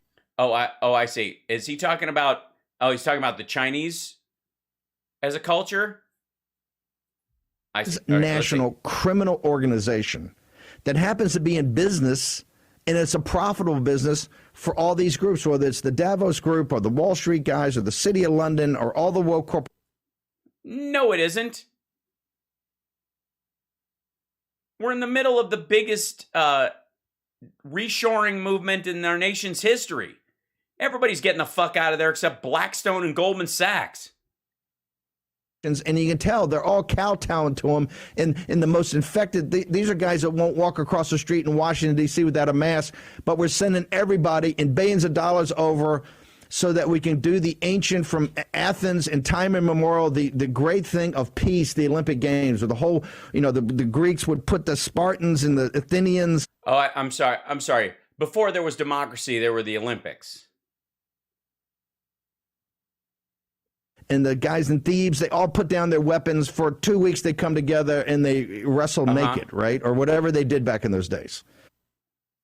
Well, I mean, we all think of the Olympics in a different way, Steve. You know what I mean? When the first thing that comes to mind, ski jumping most of the time, or luge, stuff that I can't believe are sports, and yet they're there. Also, skiing and shooting, that one always stuck out to me. And the addition of skateboarding has been in the front of my mind. So when I think of the Olympics, is a fairly funny mental picture of a guy ski jumping while he gets shot out of the air and lands on a skateboarder. That's fucking hilarious. I don't necessarily go straight to guys naked wrestling, but hey, I'm not here to yuck your yum, Steve. In peaceful games. So we do that and we kowtow to that. The greatest...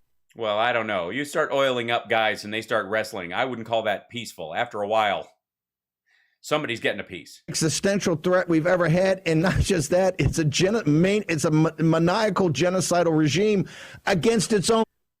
He does remember like the games with the Germans and the fist in the air and the Nazi regime with the Olympics and no. Mm-hmm. People against its own people, and yet we're doing all this. And at this time, and by the way.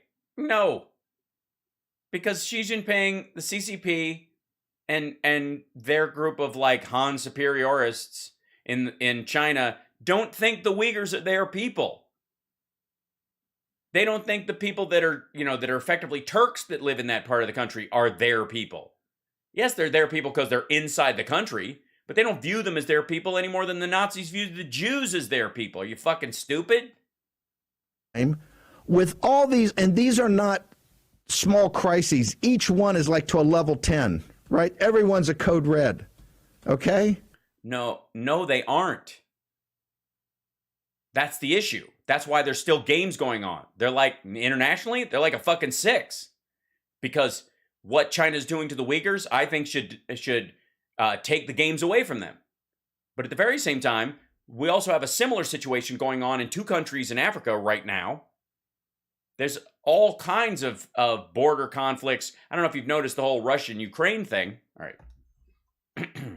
Everyone at co-read, oh, by the way, and the invasion of the 3 million people, illegal aliens into our southern border being welcomed in and then flown into. Which isn't happening.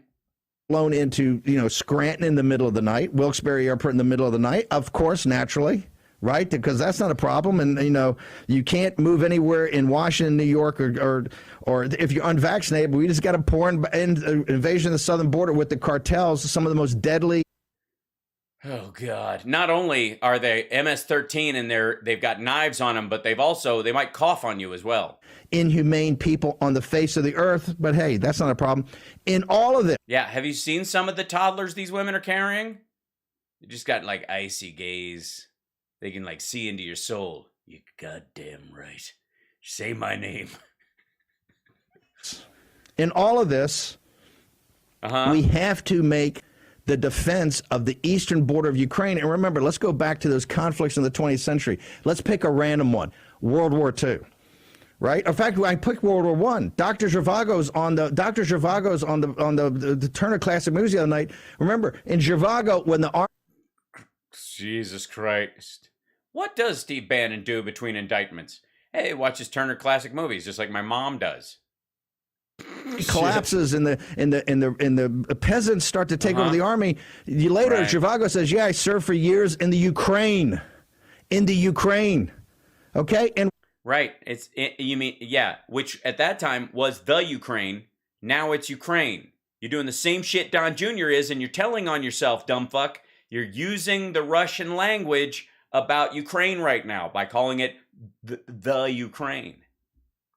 War II, it's a killing field. I think they killed 8 million on the way over and 7 million on the way back. It's a killing field from time immemorial. They have vendettas there that have come down through the centuries, right? Let's just say this is not our neighborhood.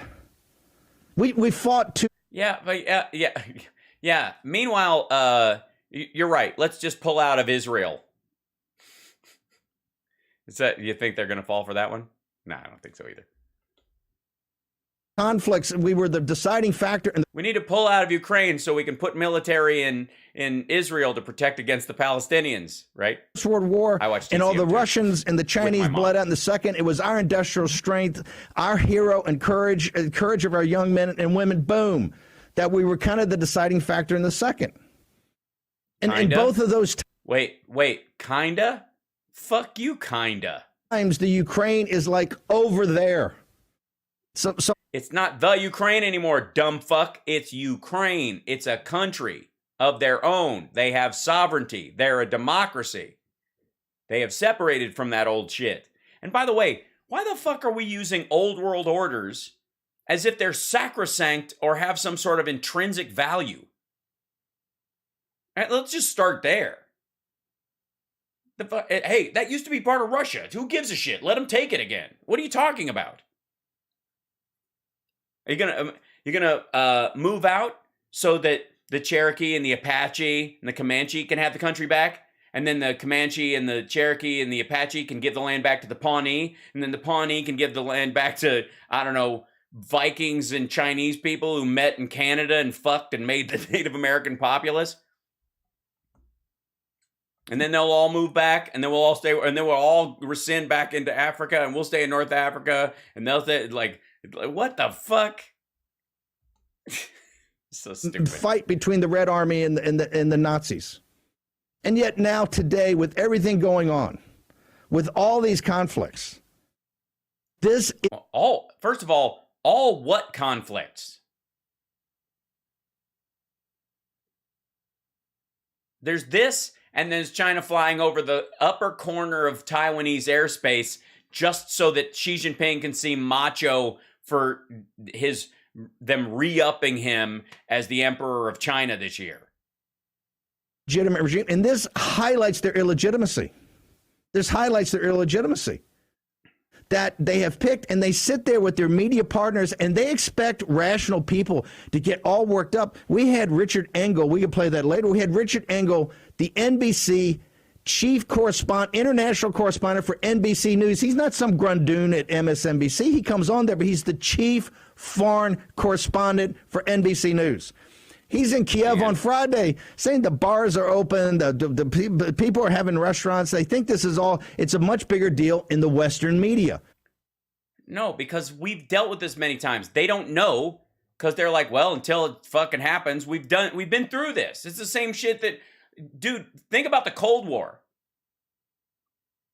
How long were we under the constant threat of nuclear attack by the Soviet Union again and again and again and again and on the brink? I mean, how many stories? How many stories during your lifetime did you grow up in the United States with it could happen in a fucking second? War games, anybody screws around, somebody trips and knocks a switch, it's going to trigger a false launch, which would trigger the automatic response software that they had put in place. It was like, you know, using a punch card at the time. How many times? Do we stop living during that thing?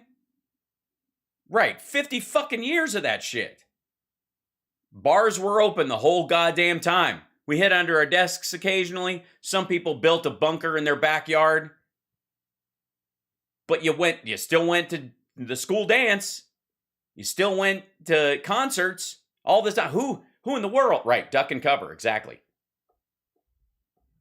And they've been through this. The Ukrainians have been through this. They built up before, and then they stopped, and they built up before. This is the same technique that Jim Jones used.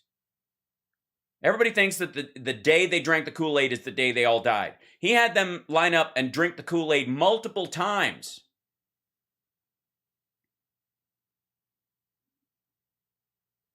So that on the day when he finally asked, they would be desensitized to the fact that it was actually coming. Russia does this too. When they attacked and took Crimea, they'd gotten close and backed off and gotten close and backed off over the course of months, and then boom, they went in. And that's the concern this time, that's the same tactic all over again. Only this time, Obama's not in charge, with Biden telling him, this dude's fucking serious. Biden's in charge. It's not even getting local play because they're sitting there. Isn't this a capital under siege? It's like Edward R. Murrow, Chuck Todd trying to be Edward R. Murrow on the rooftops of London during the Blitz of 1940, right? To get you all worked up. And they're sitting there going, no, not really. Sorry. Yeah, but asshole, you're the guy whose job it is on the right wing to to lay fertile ground for Putin. So of course you're going to talk this shit down. You want it to happen. You're friends with Paul fucking Manafort. I mean, for God's sake, the man who arranged for people on the Maidan, on the people who were pushing back against the regime in Ukraine to be killed by putting snipers on the roof and agent provocateurs in the crowd who knew when to leave on radio saying, yeah, throw some shit, start some shit, push some people, start some fights, and then fuck off and we'll open fire. That was Manafort's sale to the regime of Ukraine, and they fucking did it. And this dude and Paul Manafort are like this.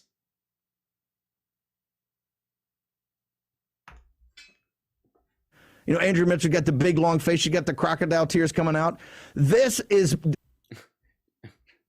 And by the way, because he's incapable of human emotion, he thinks any human emotion he sees is fake as well. And of course, who can forget? Winston Churchill stood on the rooftops in London, very calm, making speeches. Winston Churchill. Yeah. This is not even a smart version of Wag the Dog. Now, to top it all off, and I'm going to get to my guests, I got Harnwell in Rome. I got the great Frank Gaffney at the Committee on Present Danger of China. I got John Mills, who's done this before, who knows what. Yeah, all guys who've been involved in other regimes putting down large groups of people and destroying freedom. Knows how they're rolling. In the middle of this, there are pieces out in the European paper when they're even covering it saying, hey, I think Germany just opted out of NATO. Remember, we're all supposed to worship at the altar of NATO. These are all, I don't think we can put up 2 combat divisions and active combat divisions in NATO. The reason is the 2% they're supposed to pay in GDP, they never come close to touching. I thought Trump solved all that shit leading up to this very conflict. That's weird.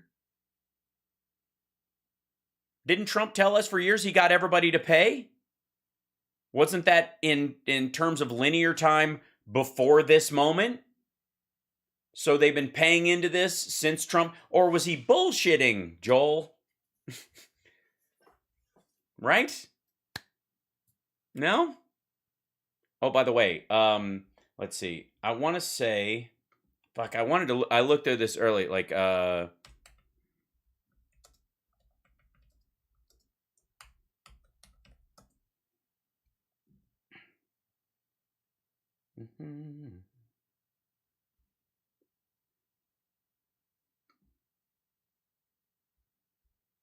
You think we're doing this by ourselves?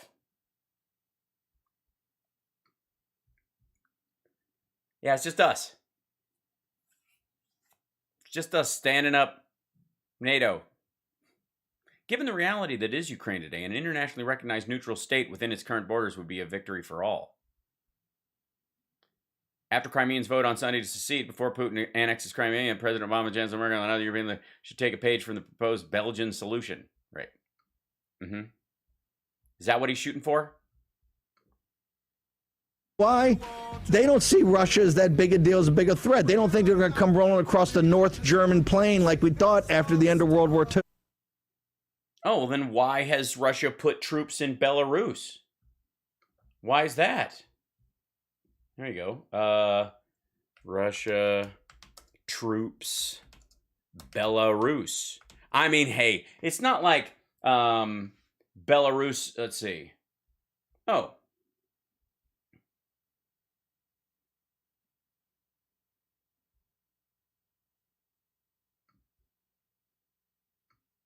Russia moves more troops westward amid Ukraine tensions. Russian officials say Moscow is sending an unspecified number of troops from the country far east to to Belarus for major joint military drills. That's right. An unspecified number. And by the way, let's see. Let's back up real quick. This is fun. This was kind of cool. Although it's Bloomberg. Fuck, I'm gonna end up having to get a subscription to this bullshit, aren't I? God damn it. Let's see. Yeah, there you go. Russian tanks in Belarus. Yep. They're moving gear into Belarus. May I? And by the way, this is our fault, just for the record. It's America's fault for existing. Let's just be, obviously, fucking Dorr and Tucker and Secular Talk and all those fuckos. It's all America's fault. We're the ones who forced Russia's hand by not letting them spray poison in the face of opposition and dissidents on the streets of Germany and the parks of London. We keep yelling at them about it, and what do they expect? They're gonna line up troops. America deserves it, right, Hassan? Fucking hell. But let me, let's see, Belarus map. Here we go. Just in case you think, what's the big fucking deal with, here you go. Where's, oh, hey, look at that. There's Russia. There's got to be a better, let's see, a map. There you go. See this generalized area where we're going to widen out. Let's see, Russia, and then, I don't want to buy something, you silly man. Get out of here, man. I'm trying to find a map where here you go. There you go. This is a little better. There you go. So here's Ukraine. There's the map, kids. So Russia's lining up a couple 100,000 troops along this area right here, especially near Kharkiv and these places, with the idea that here, but it's pretty far from Kiev, right? Here, hold on. Let me stretch this out a little bit, see if it'll blow it up any. It's just gonna make it even bigger. Give me this nonsense. There you go. That's a little better. Quit it, you silly advertisement. Beat it. All right, here we go. I don't want to watch all this stuff. All right, anyways. So here you go. Kazakhstan. Wonder why there's trouble there. We talked about that before. So, Moscow, right here. This little border makes them very nervous. So they've sent some people over here. But, Kiev is right here. So that's a long march. That's a big swath of land. Now, if you move troops into Belarus and you park them right the fuck there, You're watching Hal Sparks Mega Worldwide, and I never feel more Mega Worldwide than when I'm talking to people from all over the globe in my chat room, which is full of people, and thank you for being here, who like and subscribe and give a thumbs up, and the trolls that wish I didn't exist, but too bad. And yet at the same time, this is the one place they can go where they can have a moment of peace. But see this little thing right here? See that? Here's Belarus. See this little nipple hanging right here on Belarus? Look how close that is to the capital of Ukraine. This is the part that is making everybody extra nervous. And by the way, while this shit happened, we didn't kind of give a fuck for a while. We really didn't. We're like, all right, they might be exercising, they do this, blah, blah, blah. And it was when they moved them into here, people were like, oh, shit. Hey, and look, because Belarus is all in with Russia. And look what's right here. Poland. When's the last time on a world scale some psychotic, egomaniacal leader moved into Poland? Gee, how'd that turn out, right? That's the bit of the concern right here. Sweden, of course, is quite concerned about Russia going into here. There's a big backstory with them. They've been building up because they're very nervous about the Russians trying to own the Baltic Sea and own this little area right here, so because they can get goods to. This is one of the few areas where they can get goods to market on the world stage through water, without having to go through the shittier parts of their own country. So St. Petersburg, big port city. There you go. Go right by this. Now, Latvia and Lithuania are siding, are with the U.S. and with NATO and all these groups, as is Poland. But the issue that they have is this little guy. But hey, you know what? Nobody gives a fuck, right? It's just, who cares, Steve, right? It's just going to kill a bunch of Ukrainians. Just think of the Holodomor. It's like a brand. It's like a neo-Holodomor movement that Trump would be proud of. Oh, that's the end of it. Look at that. And I'm out of time. Oh my God, the show zips by. Thank you for joining me today. I love you, and I want to have your babies. It's been a great show, and it just blazed by, and I never even got to, I never even got to say hello. That's a damn shame, man. When things go by that fast, we got so much material. And then but well, maybe next time. Maybe they'll tune in next time, and I'll throw that in there. So tomorrow morning show here, and then I go to LA for rehearsals. So I will be doing the afternoon show there, and then after that I will be doing the afternoon show. Might be shuffled on Thursday, because I have some press, so there might be a little bit of a movement. I'll let you guys know, because Nerd Halen is playing Yamava Casino on Thursday night. 2 sets, no cover charge, just cover tunes. Come on down. It's our warm-up gig for the Monsters of Rock cruise, which is right around the corner and going to be very exciting. I'm excited just to be singing in front of folks again. It's going to be a joy. Whipping out my tie and my glasses and my short sleeve shirt, which I've got to buy bigger ones now because I'm getting my shoulders are widening. I've been working on my delts, and it's making my shirts not fit. But I'm glad. I'm proud of the progress, but I'm getting there. Anyways, there's merch. You can become a patron, patreon.com/HalSparks. You can, of course, support the show in any other way, but the best way you can do it is by sharing it around, helping us get known, and like and subscribe, because we're really just starting here. We're up against, I'm just the whippersnapper here. We've only been doing this show as it stands and kind of getting rolling for a few months, really. So we're the fastest growing show of this stripe on YouTube. Thanks very much, you guys. And on Twitch, so bless you. Everybody else is stagnating, and their people are coming here. It's a good time.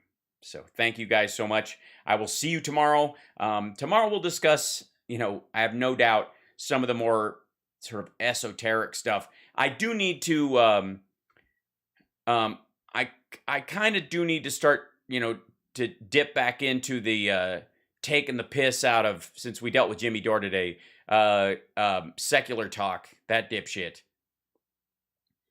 Because he seems just hell-bent on ruining the reputation of progressivism for everyone.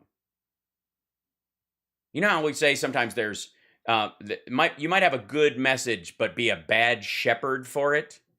That's his entire fucking channel now. It's fucking sad. So we're going to have to deal with it at some point.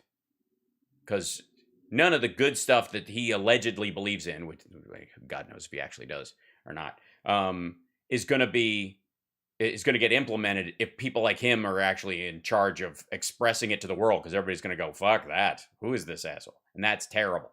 So anyways, I will see you guys tomorrow. Rest well and just smile a little bit. We're going to be all right. I promise. It's going to be okay. It's going to be very exciting, actually. And slightly funny. Guys.